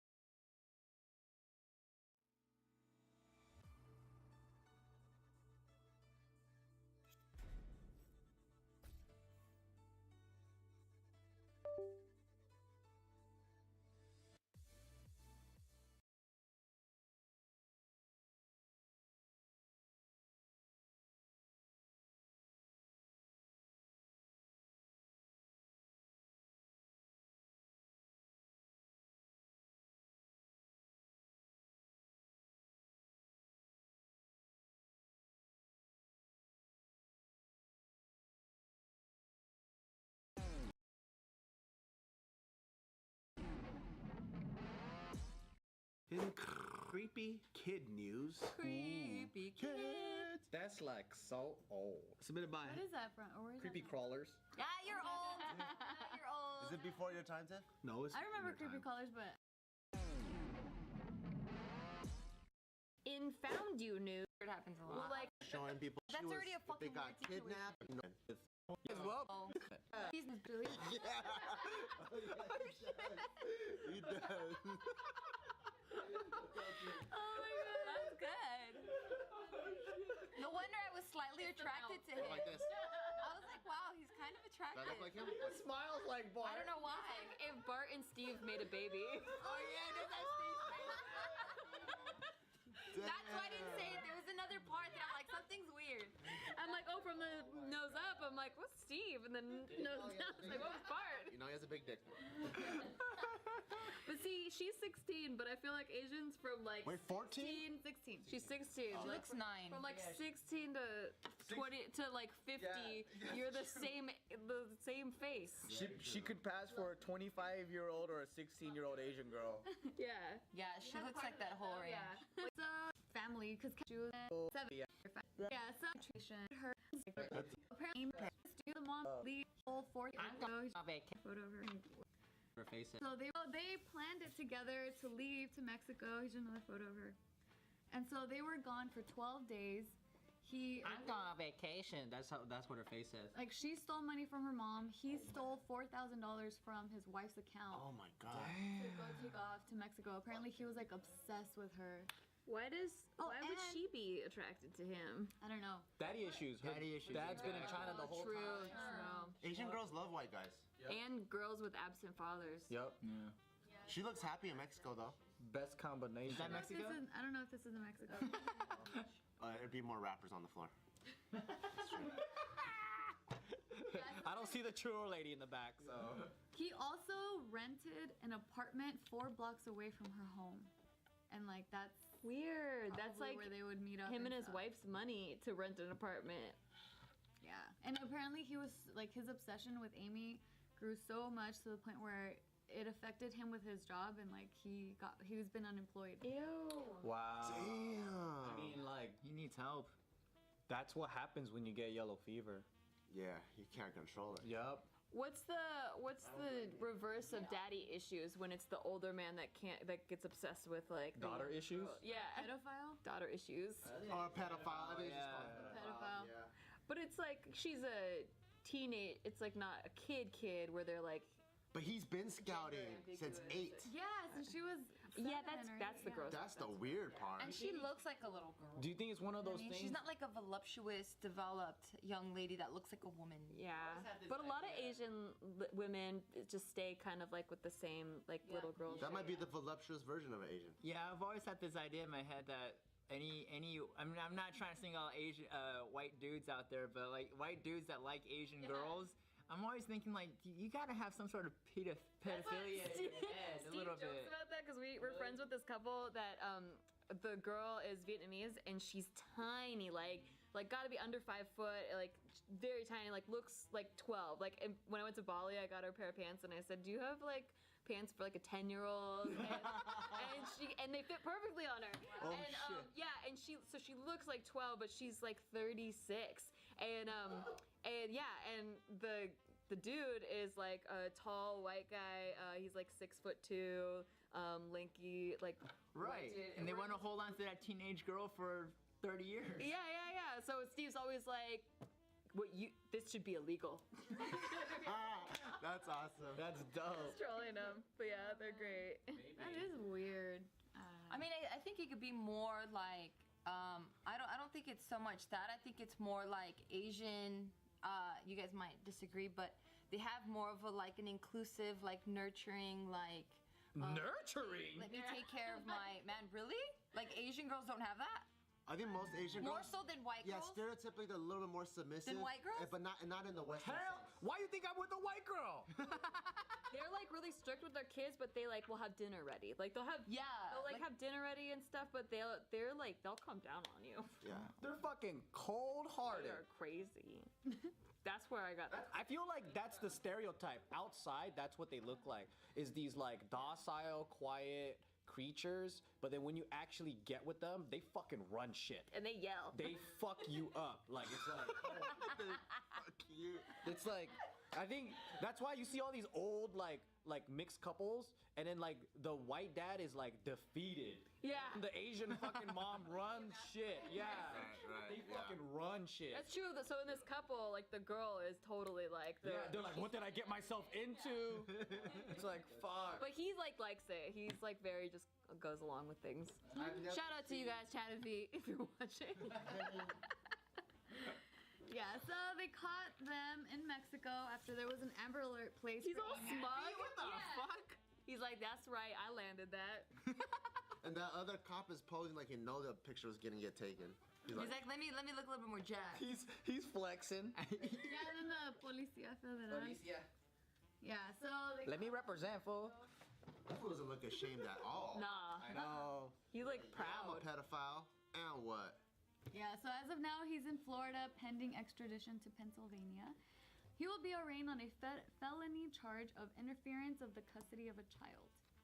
And it's funny because they're reporting that he's been calling his wife nonstop, but she's like, fuck you. Wow. She's not answering. Yep. How do you even break that to the kids? And how do the kids take it? Like, daddy ran away with Or your the best friend. Yeah. Yeah, It's that like, would be weird. Like the daughter. The fuck? You're Yeah. supposed to be my friend, man. Yeah, you're not my friend anymore. Why you fucking my daddy? That's like American American Beauty. Kevin Spacey. Oh yeah, American Beauty. That's an old school, man. What's that reaction? Because It's a it's good happened. movie. Yeah, it The happened in movie's the movie. documented this. Wait, she said it in the beginning too that this is like a common thing. Stifler's mom, American Pie. Like we've done a JK story before We've done where a lot. yeah. Oh, I'm never here. Sorry, guys. Late to the party.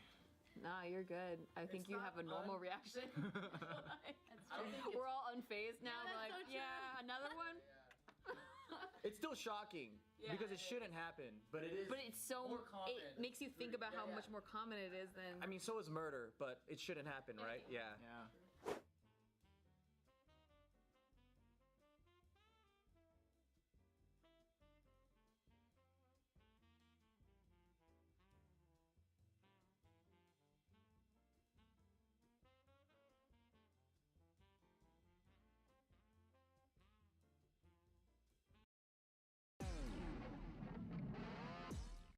In no bad news. No man. What? Huh? Yeah. Is that your calling card? Yeah. No, man. Don't mad, Tina. Submitted by Do You Want That with Boba? Yes. Oh, extra. Sometimes. Depends on what place I'm getting it from. Never. Because I don't sometimes like boba. people. You don't like boba? I thought I knew you, girl. I don't like boba. I'd rather just only have the pudding. I like the pudding. Pudding's bomb too. It's okay. I prefer if you're having me pick boba or pudding. What about grass jelly? Nope. Ooh. Lost me at grass. Thanks for ruining it, Bart. Black tea and grass jelly. What about grass jelly? I like grass jelly. I like Black tea and grass jelly. That'd be a dope rapper's name, Grass Jelly. Anyway. The hiring manager for a delivery company was fired after mocking a Vietnamese man for his English skills. I tweeted about this shit. And I remember. This is fucked up, but It's kind of funny. kind of funny. Vietnamese is fucked up. Fuck that guy. I had my dad. Did you hear that? Huh? Yeah. What he just said? Vietnamese is fucked up. What? The accent. Oh yeah. So we were trying to get a loan, right? You're gonna do what this guy And did. we know who our baker is, right? Yeah. Oh, yeah. We're going there, and she has like the most stereotypical accent ever. You want money, huh? Yeah, and so she was telling me that for one of the barbell companies we didn't get approved. So it's kind of like sad news, but when you're saying it with the Vietnamese, she's like, "I'm sorry, but you don't get it." But the other option to get the money, and I'm like, "Can you be fucking serious?" And I was sitting there, I'm like, "She's fucking pissing me off right now." I'm like, "Babe, she's pissing me Don't make fun of my auntie. I was like, I didn't get it. I was just like, I'm listening to what you use say. regular fucking English. You know what the problem is? Can't help it. I can imagine her. She's like, you don't get money. Oh, sorry. You don't get the money, sir. That's what I needed, yeah. That's what I needed. Like, unfortunately, your business don't make enough profit. I'm like, motherfucker, just tell me some normal shit. That is normal. You guys have mocked the Vietnamese language so much that anytime you hear it, you think it's a fucking joke. You do that to yourself. I'm sorry, but your daddy died. You think this is about a joke? Yeah. That's what it felt like. You know, outside, bro. Let's do this right now. You fucking Vietnamese doctor. Bitch, this ain't a JK video. Act normal. What you wanting from me, huh? Your daddy died. Oh, this. He's all like, get out of character. Fuck. You just imagine the Asian mom character. That's all. That's it. He sees me across the room Yeah, exactly. with a fucking wig on. Sorry. My poor people. Fuck, we're never taken seriously. Shit. Oh, you're taken seriously. Yeah, and then she was like, I'll get Jennifer to help me. I'm like, yeah, please, get Jennifer. But she speaks English. Jennifer comes out, she's even worse. No, she was regular. She was regular. I was like, thank God. She was regular. She was Yeah. regular. God damn it. This would be you then, probably. That's you. Probably. Yeah. This is good. Wait, you guys have a Vietnamese ambassador here. Make Because the whole night I was talking about it. Remember I was driving home? You're giving me all kinds of bad news. And in I the was like, accent. fuck, imagine a fucking firefighter or a doctor giving you back. You only have 3 months to live. I'm sorry. So that's how you. That's how you guys. That's how you hear it. I actually want news that way. Now you guys know if you ever need to if you need to break really bad news to Bart, just do it with a Vietnamese person and it'll be okay. I'm sorry, but your car's stolen. I want all my news that way. I'll do it for you. Just send me Yeah. all the bad news and I'll It'll call be like, you and do it for you. yeah, you're getting all the worst shit. ISIS is back at it again, guys. Everything is boom. No, everything is boom. Everything exploded. This is the worst article to do this on. I'm so sorry, sir. No, but it happened to me in real life, so I could completely relate. That is my. You don't even know the article. Wrong way, Yeah, bro. you're wrong, dude. You're relating to the villain here. That's what you're saying. Yeah. That's what I'm relating to. All right, so this girl. Don't have a Vietnamese baker. Yeah, so this girl, her name is Emily. She tweeted this out. So it's a screenshot of an email. And then her caption says, non-English speakers really have it hard because my dad just got rejected from his job offer and the email literally stated, let me tell you now, if you know speak English, I will send you home. Oh, that is stupid. She writes, what the fuck? Plus, all of Bruce's emails were also very unprofessional and passive-aggressive. Because the father's email, like you can tell he doesn't speak English, his first language. Yeah, the top one, it says, So what if they're just writing in a way he understands? Oh my god, I've seen that so many times when for some reason, when someone is speaking to like someone that doesn't speak English, like an Asian person, right? They always have to talk to them like they're fucking mentally disabled. yeah. I call Casey out on that all the time. You no, do that. I'm like, how the fuck do you start having an Asian accent? Like, That's like, I know go here, I go there. And I'm all like, dude, you're a 60-year-old white man. How did you turn into a Vietnamese lady? You know what though? It is a little contagious because like when we'll travel. Casey does that? Yeah, he'll do that to people that don't understand English. Like, or obviously because we're in a different country, right? And we're trying to communicate in English, and he's like, but you know, like over there, and I'm like, just talk normally. Like, I get why though. But you don't have to talk up. So Why? But does he do that like in Italy? Like, does he start becoming more Italian? Like over there, over there. No, but he just speaks to them like they're dumb, and I'm like, Yeah, a lot of people do that though. I know he's trying to speak slower and like, you know, so they could understand the English, but then when he speaks that way, I'm like, that comes off a little offensive. Like, just talk a little. I think it's like how you say it too, because I've seen like white people do that to Mexican people. Like, you know, escuela. You know, like they just sound so fucking douchey.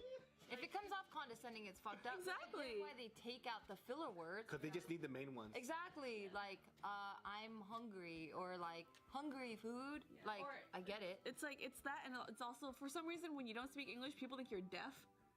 So they gotta go louder? So they go louder? Like, yeah. You habla English! You know, like, you don't need to be loud. That's fucking rude. You want to hear something hilarious? What? Fucking, my friend Gabo, he speaks Spanish. He's like an African dude. This fool went to a Pollo Loco and started speaking Spanish to the lady. And she was like, I don't speak Spanish. she was Latina? Yeah. That's so cute. He's trying so hard to like show it off. Yeah, this was like right before he went to Ecuador for a couple years. And I just looked at him, I was like, please don't do it. Please don't. And I was like, this is El Pollo Loco, bro. This is a chain. You know what I mean? And she was like, I don't speak Spanish. She goes, oh. He should have been like, I don't speak English. Oh, shit. I don't speak English. Save it. Yeah, so the next tweet here, Emily writes, I understand that the job requires English, but his emails could have been handled way more professionally. This email was gross, unnecessary, and degrading. You know why? It's one of those guys that are like, if they could get away with being a dick face, they will. Yep. And they probably think that since this guy doesn't know English, he could say whatever the fuck he wants, and nothing's gonna happen to him. The shitty thing about this guy, his position in the company is HR. Yeah, exactly. Yeah. You got a guy like that doing HR work? The dumbest shit ever. Yeah. And he's in marketing too. HR and marketing. This guy's What the fuck? Well, that's already a shitty. Well, he branded himself really well. What company is this? It's called Dash Delivery.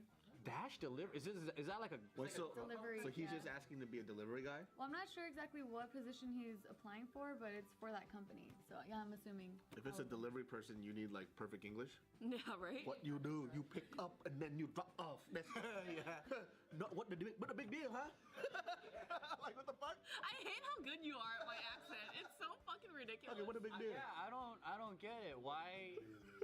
Well, we don't know what he's applying for. Yeah, I get it. yet. So then she also. I'm trying to be the CEO, okay? She also. I want your job.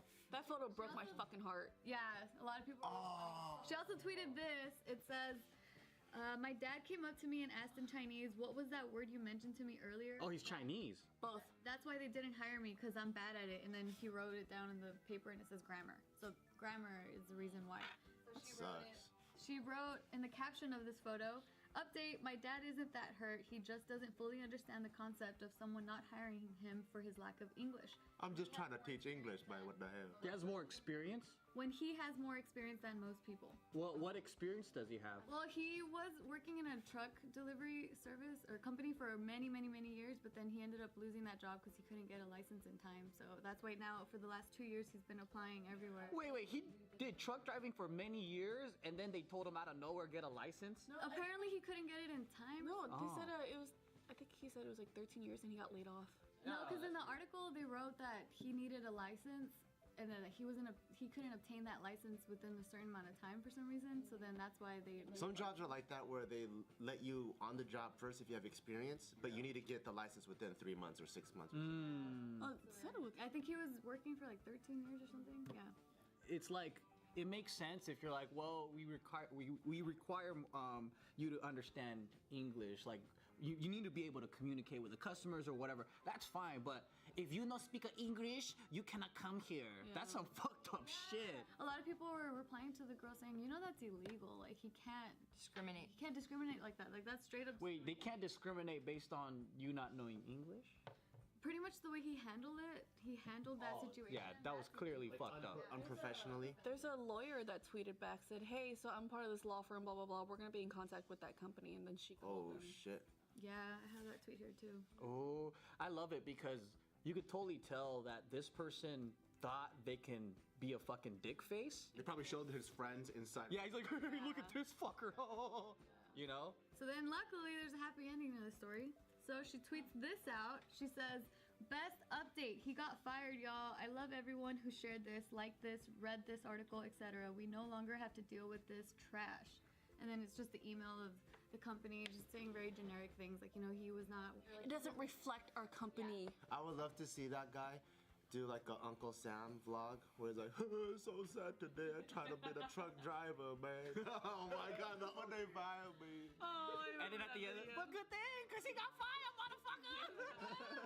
I want to get the other guy's interview. I want to see how fucking douchey that guy is. Because his name is Bruce. Yeah. I kind of get like a douche vibe from him. I already kind of know what he looks like. He has like no neck. 45-year-old man is now missing again. Oh, Peterson is the last name, huh?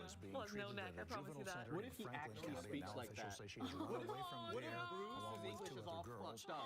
And he's all like, why I know hire no more because I know English from him. He's a PR and HR. Yeah, right. What if that's how he actually speaks? This fucking Chinese. I know, understand. I know. For the second time in 4 months, Marie Lou says she's worried about her daughter, 16-year-old Amy Yu. Worried about where she is, how she'll eat, and where she'll sleep. Yu was admitted to Vision Quest, a facility for at-risk youth in Franklin County, after she ran away with 45-year-old Kevin Esterly to Mexico on March 5th. When they were caught nearly 2 weeks later, Esterly was jailed and Yu entered treatment at Kids Peace before going to Vision Quest. But Amy's mother says Monday morning, Amy's caseworker texted her and told her Amy was missing. In You X's reportedly left Envy with News, 2 other teens around 1 submitted a.m. by Monday Gio in is an the unknown best. vehicle. Attorney Everett Cook says there's a camera at the facility, but what it caught, if anything, is unclear at this point.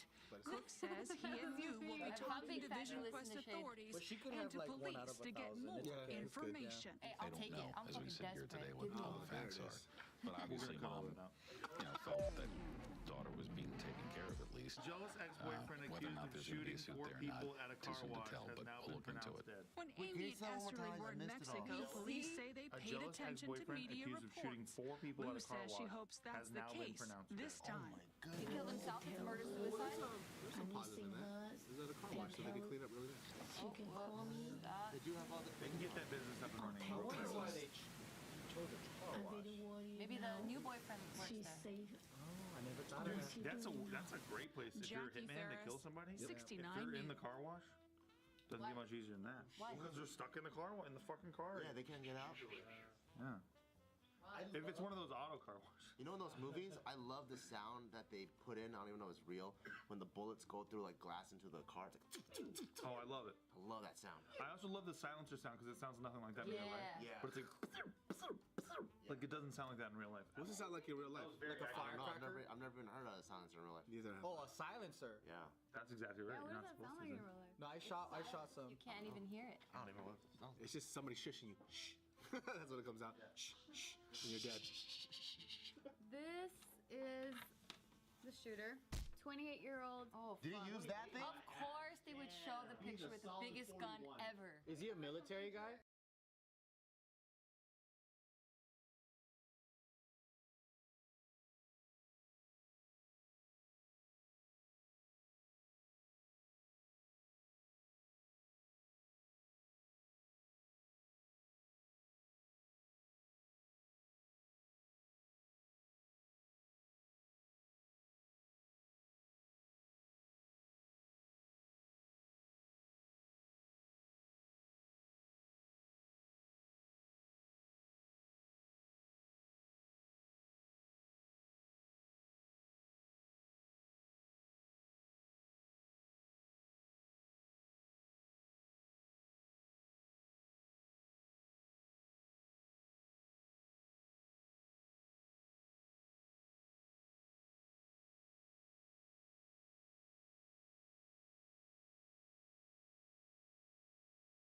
I'm Andy Mack. We heard from President Trump earlier on today saying he spoke with different allies in the Middle East about the ongoing impacts, the conflict there in Iran. We're learning new information about the Kurds, the Iraqi Kurds, the dissident group based in northern Iraq, preparing for a potential cross-border military operation into Iran. And there's a little bit of a fluid situation on exactly what's happening right now on the ground. From the New York Post saying Iraqi Kurds, they have launched a ground offensive against Iranian regime. Reports, including from Fox News' own Jennifer Griffin, and she did clarify on social media, saying she is told that these Iranian Kurds who fled in the past have been living in Iraq.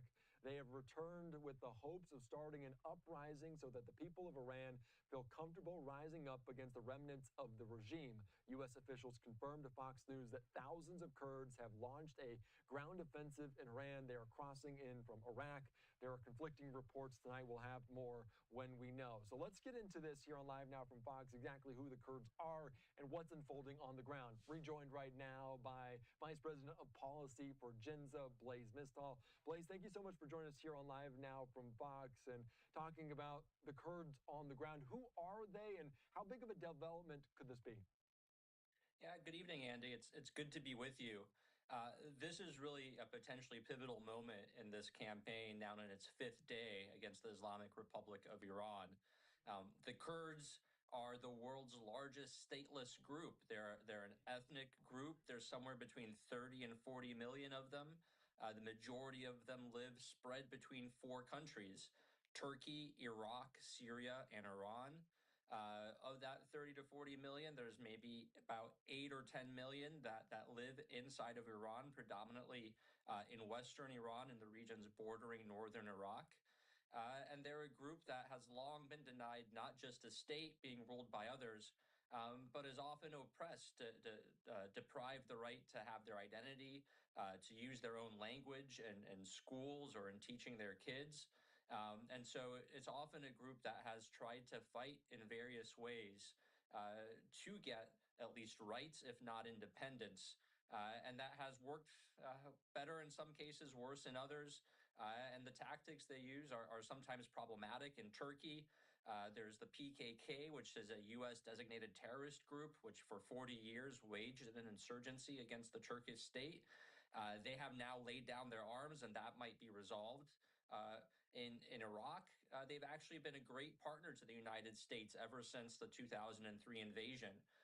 The Kurdistan region of Iraq has been the most stable, the most safe, the most secure part of Iraq. They've worked closely with the U.S. military. There's still a big U.S. military presence in that region.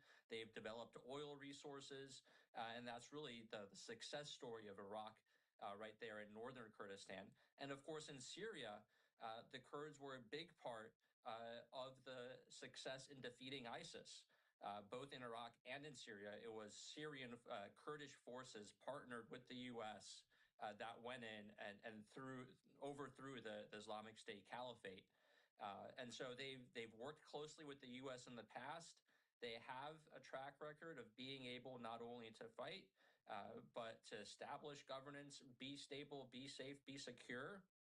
And so it makes sense as the United States is weakening the Iranian regime that these might be partners on the ground who are armed, who are capable, who have been trained, and might now go in and be the boots on the ground, the partner force for the United States and for Israel to go after what is left of the Islamic regime.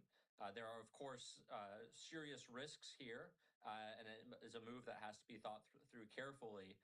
But if President Trump is saying that, the Iranians' destiny is their own to seize, this is really a group that could go out and take Iranian destiny into their own hands.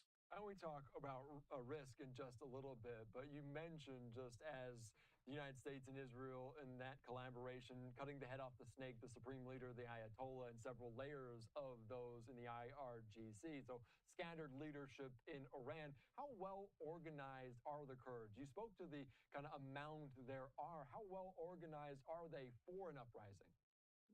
Yeah, so one of the biggest challenges that the United States or anyone has had in cooperating with the Kurds, one of the biggest challenges the Kurds themselves have had in trying to advance their claims to get rights and recognition is the internal divisions and factions between the Kurds themselves.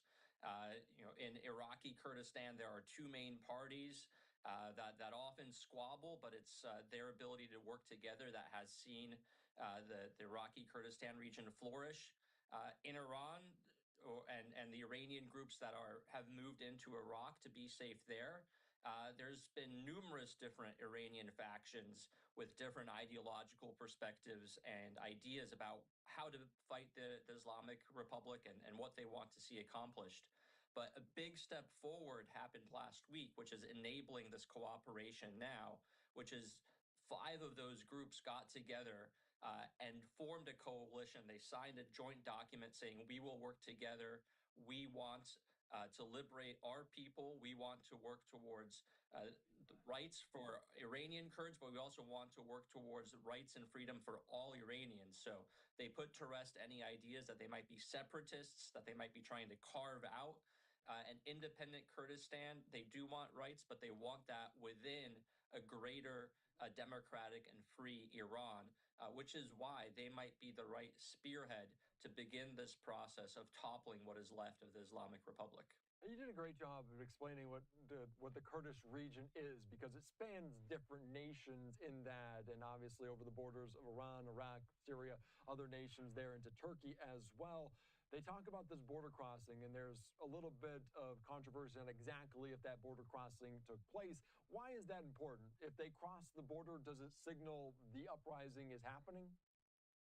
Yeah, I think that is the expectation. And we've seen in recent days that a lot of U.S. and Israeli airstrikes and operations have focused on that area, on the border, between Western Iran and northern Iraq, where Iraqi militias and Iranian forces have spent the last 5 days attacking Iranian Kurdish groups. There's been a number of drone and missile attacks against the camps and in settlements that these Iranian Kurdish groups have been in inside of Iraq.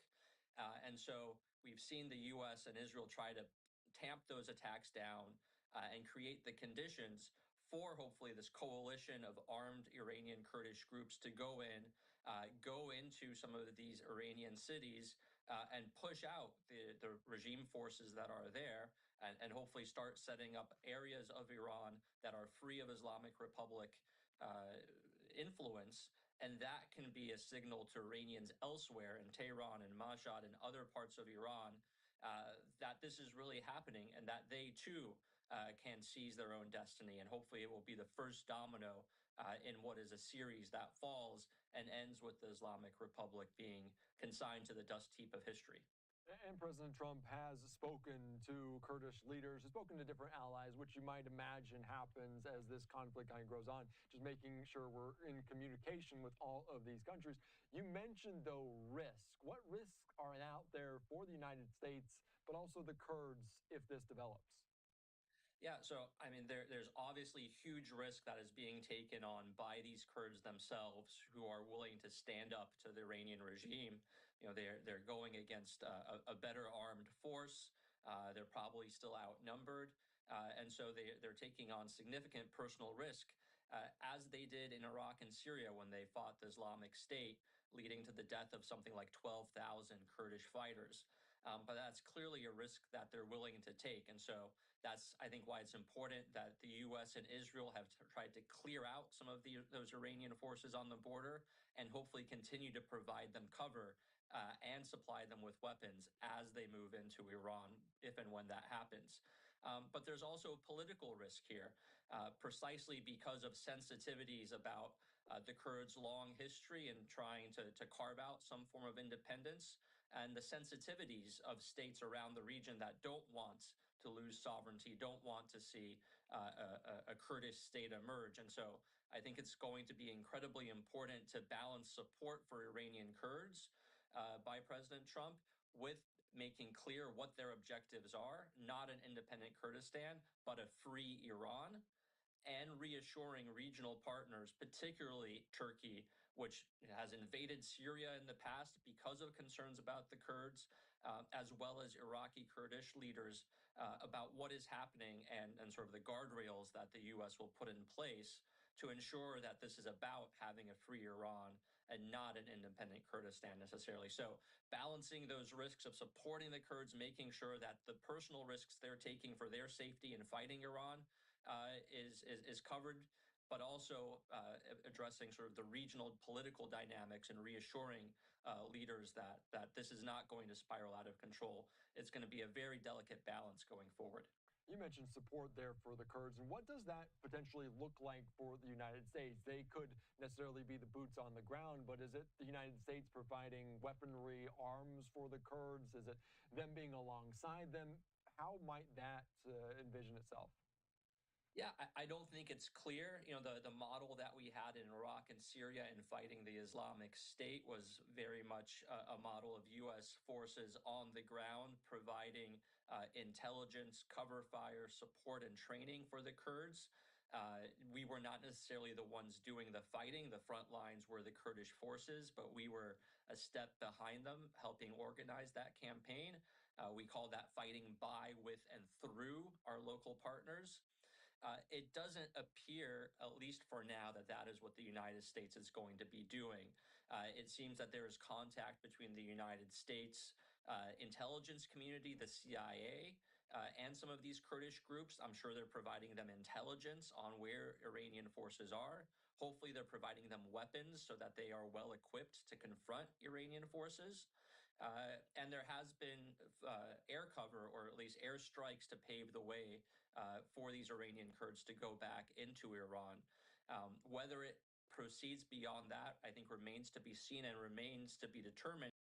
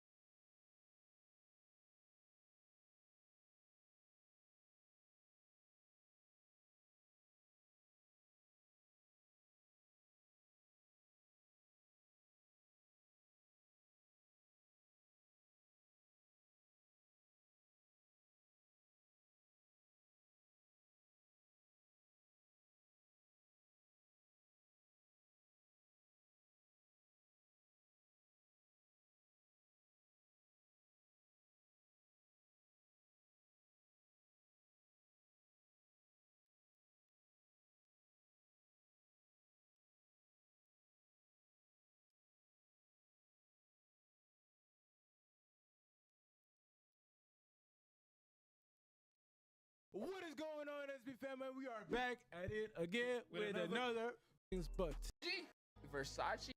Versace.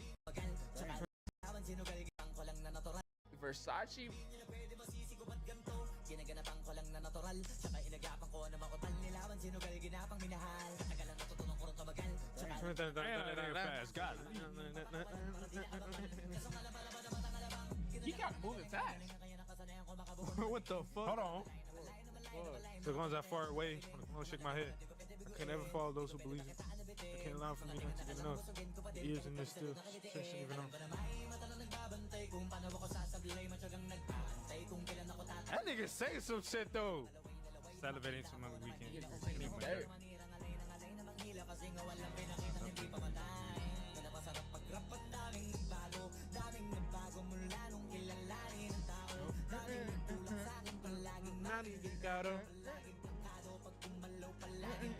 Always with purpose.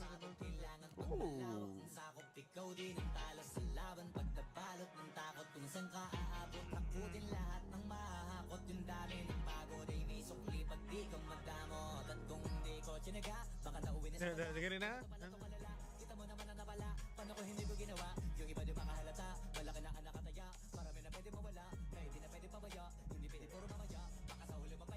That's the camera moving.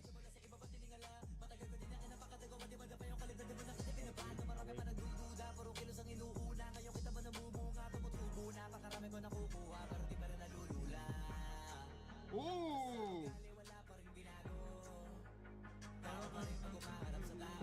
JB, where you say he's from? Philippines. Yeah. Damn.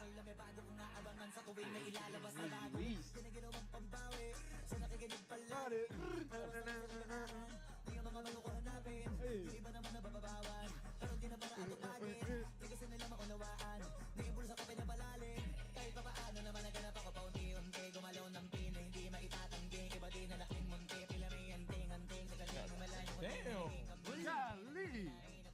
See, now he ain't say ding ding ding ding ding.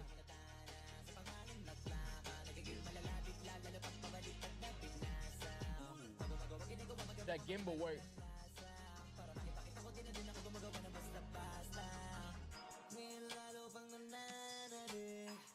Kasi meron ang bumabalik.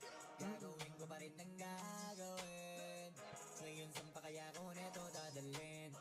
Subok to subok na yung lagi niyong sinusubok nun. Yung mga nasubok, yung ilong umusok, tsaka kumulutong mo. Ito na ngayon yung mga sinabihin. Nigga say he a rap star for real, man. Ah, boy, can never be. Tsakaramdam nyo na rin pataas, kamay ng pataas. Kada labas, kahit hindi madalas, palakas pa rin ang palakas. Sa amin na itong palabas, mabanas kaya ng mabanas. Pagkausap ang Pinas, pagkapamilyan, hindi na mapapalabas.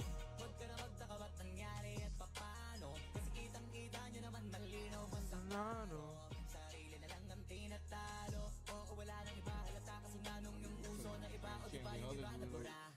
With a race. If you ain't know about me, now you know. Now you know, bro. Now I know, bro. Never heard of you before, but now, hey, shit.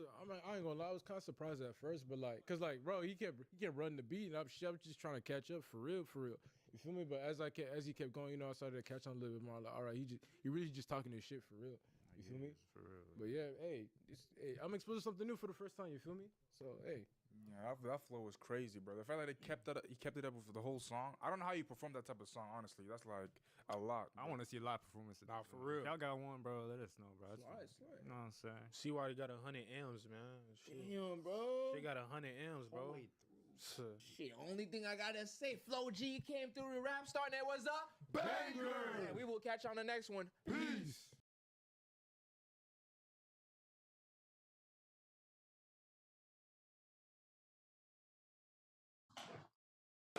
Flo G Rap Star. I didn't even know it started. This will be his first time reacting to it. Facts. This will be my first time reacting to it with the captions on. He said with the captions on.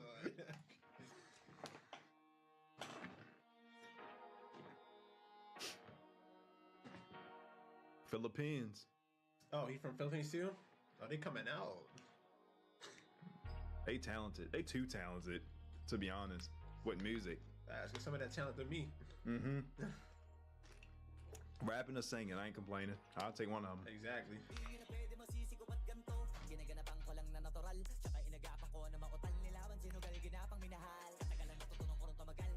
fought, gambled, crawled, love. In the long run, I learned to make it last. I watch anime, so when he do it, I'm automatically just like reading that joke. Oh yeah, anime come with captions, don't it? Yeah. Oh yeah, so you on it? I be on that. Yeah, you on it. You have to pause that joke. That man was like that. Exactly. Yo, we gotta explain it. I'm already on it.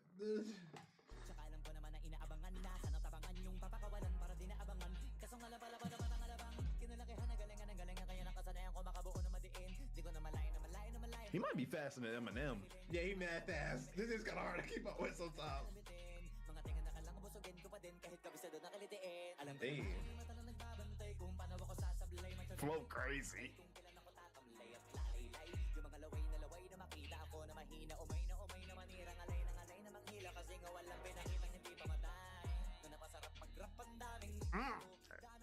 No, I like that. I like that joint. I like that female that was right there. Run that drink back. It's like, no. All right, go ahead, bro. All right.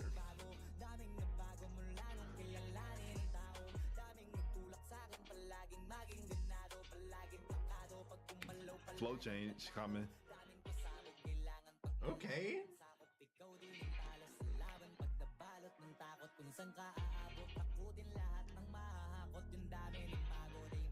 This man got so much designer. I was about to say, bro. I was thinking that, bro. He's iced Versace, out. Louis Vuitton. What other designer we see? Is it just those two? Do we see Gucci? Yeah, it was Gucci in the beginning. Hey, yo.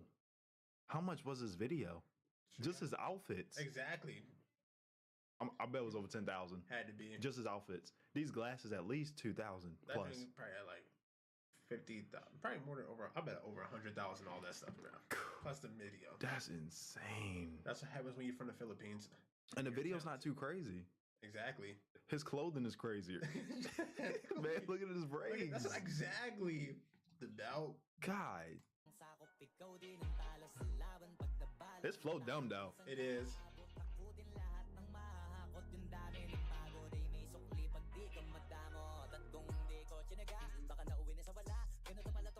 Oh, that camera joint's out. You ain't lying.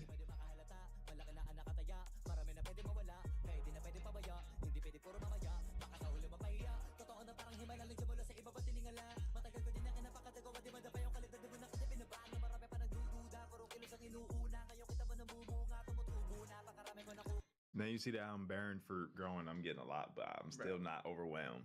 I wonder, when people that speak Philippine language hear when he rap fast, how we hear like Eminem when he rap fast.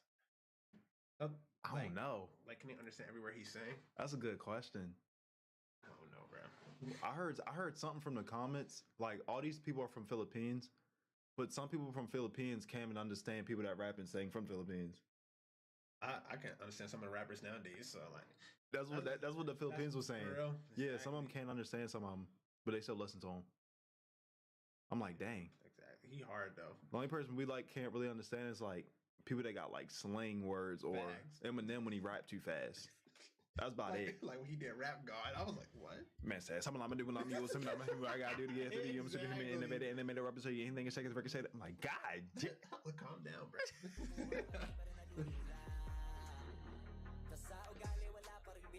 He got so many outfits. Facts.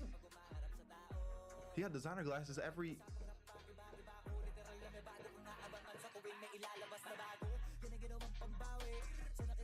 Flow change.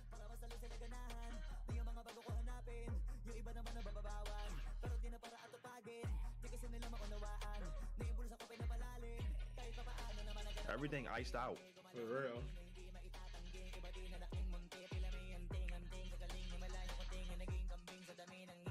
Oh, crazy.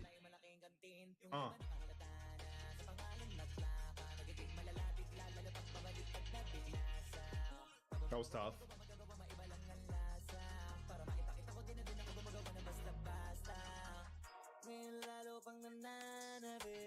He can sing low key. It's like rapping singing. Exactly. Like NBA Youngboy.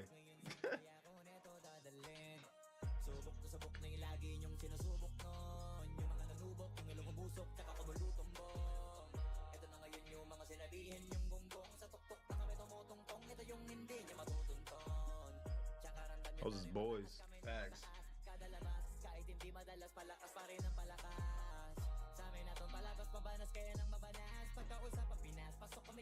I like how you say he not going up, we're going up. He kept his boys in it. It's a W. He said we're going up. Bros before O's.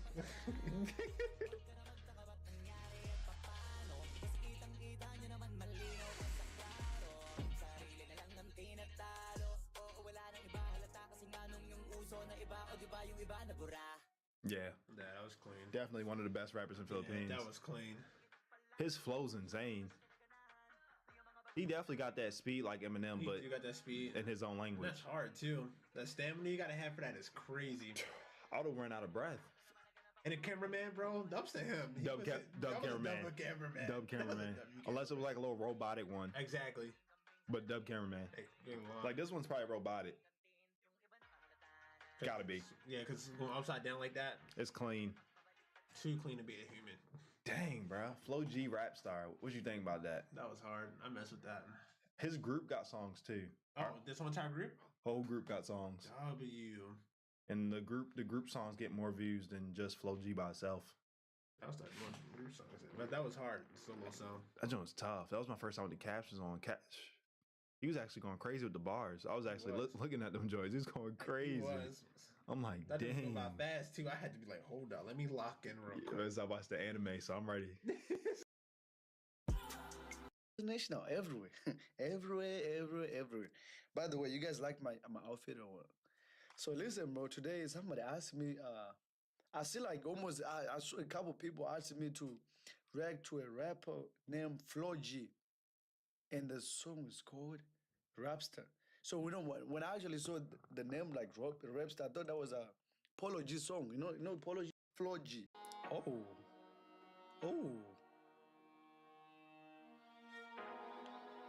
Oh, damn. Who is this guy? Oh, he's actually tough. Okay, his eyes out. Who is this guy? Oh, he got his own money too. Okay. He's tough.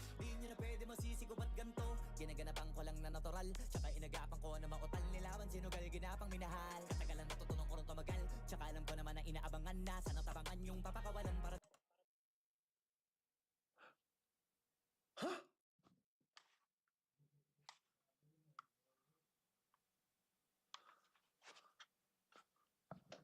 Wait, this gotta be some type of Eminem from somewhere. Let's look in chat. Bro, who is this guy? Ginaganapan ko lang na natural, tsaka inagapan ko na mautal nilawan sinugal ginapang minahal. Katagalan natutunan ko rin tumagal, tsaka alam ko naman na inaabangan na sana tabangan yung papakawalan para di naabangan. Kaso nga lang pala ba naman ang alabang kinalakihan na galingan kaya nakasanayan ko makabuo na madiin. Di ko na malayan narating matay ako na pailing. Mga naniwala di ko pwede biguin, di ko pwede pakitaan na bitin. Mga tinamakan lang busugin ko pa din kahit kabisado na kalitiin. Alam ko na may mata na nagbabantay kung paano ako sasablay, matyagang nag-aantay kung kailan ako. Bro, where's this guy from? Damn.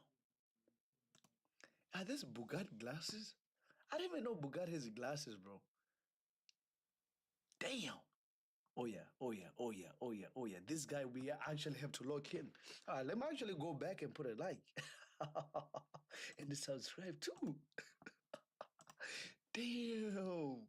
I didn't expect that, bro. Ako sasablay, matyagang nag-aantay kung kailan ako tatamlay at lalaylay. Yung mga laway na makita ako na mahina, umay na manira, ngalay na manghila kasi nga walang pinakitang hindi pa matay. Na napasarap mag-rap, ang daming nagbago mula nung kilalanin ng tao. Daming nagtulak sa'kin, palaging maging ganado, palaging plakado, pag kumalaw, palaging planado. Daming pasabog, kailangan pag malawak ang sakop, ikaw din ang. Bro, this guy is insane, bro. He's actually him, bro. Oh, yeah, he's him, bro. He's that guy, bro. No question asked. He's him, bro. What is going on over here? Okay. He's the king, okay. And I understand, I agree. Malawak ang sakop, ikaw din ang talo sa laban. Pag nabalot ng takot, This is fire, bro. aabot, takutin lahat ng mahahakot. Yung dami ng pagod ay may sukli pag di ka madamot. At kung hindi ko tinaga, baka nauwi na sa wala. Ganito pala to kalala, kita mo naman na napala. Paano ko hindi ko ginawa? Yung iba di makahalata, malaki na ang nakataya. Marami na pwede mawala, kaya di na pwede pabaya. Hindi pwede puro mamaya, baka sa huli mapahiya. Totoo na parang himala, lalo mula sa iba ba tiningala. Matagal ko din na kinapakatagawa, di madapa yung kalidad, di mo nakikipin paano. Marami pa nagdududa, puro kilos ang inuuna. Ngayon kita mo namumunga, tumutubo na. Pakarami ko nakukuha, pero di pa rin nalulula. Tas sa ugali, wala pa rin binago. No, I've never reacted to somebody who can ring this fast for a long time, bro. The only guy that we had that used to make music like this was Eminem. And Eminem haven't dropped for like a long ass time. So who, this guy, hey, ooh, this is fire, bro. Tao pa rin pag umaharap sa tao. Pero pag usapang rap pa, iba-iba ko. Literal na may bago kong naabangan sa tuwing may ilalabas na bago. Yan ang ginawang pambawi sa nakikinig palagi. Para mas lalo sila ganahan. Di yung mga bago ko hanapin. Yung iba naman na bababawan. Pero di na para atupagin. Di kasi nila maunawaan. Naiimbulsa ko No, this is fire, bro. This is a different level of music, bro. You guys don't understand it because he's not speaking in English, but bro, people that live in there, bro. Oh my gosh. I'm gonna make like the little meme of like, oh my gosh, wow. No, bro, this is another level of rap, bro. Damn. para atupagin. Di kasi nila maunawaan. Naiimbulsa ko pinapalalim. Kahit pa paano naman naganap ako paunti-unti. Gumalaw ng pino, hindi maitatanggi. Iba din na laking munti. Pila may anting-anting. Sa galing himalayo ko tingin. Naging kambing sa dami ng hinahin. Naputahe, pwedeng akalaing malaking kantin. Yung iba na natatana. Sa pangalan naglaka. Nagiging malala. Lalo pag babalik at nabinasa. Magawa ginagawa, magagawa, maiba lang ang lasa. Para maipakita ko din na din ako gumagawa ng basta ba. YouTube, me and you, we're going to have to actually have a lawsuit right here. Is it actually, what is it singing? Is that the one that actually coming on the YouTube right here? You better not give me the wrong lyrics, bro. What language is that? Damn, bro.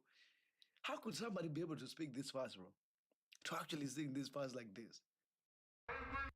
Hey, what's going down, Clips? Squad! What up? It's your boy Bill. It's your boy True Bill. Before we clap, I'm above. Subscribe to fans, become your.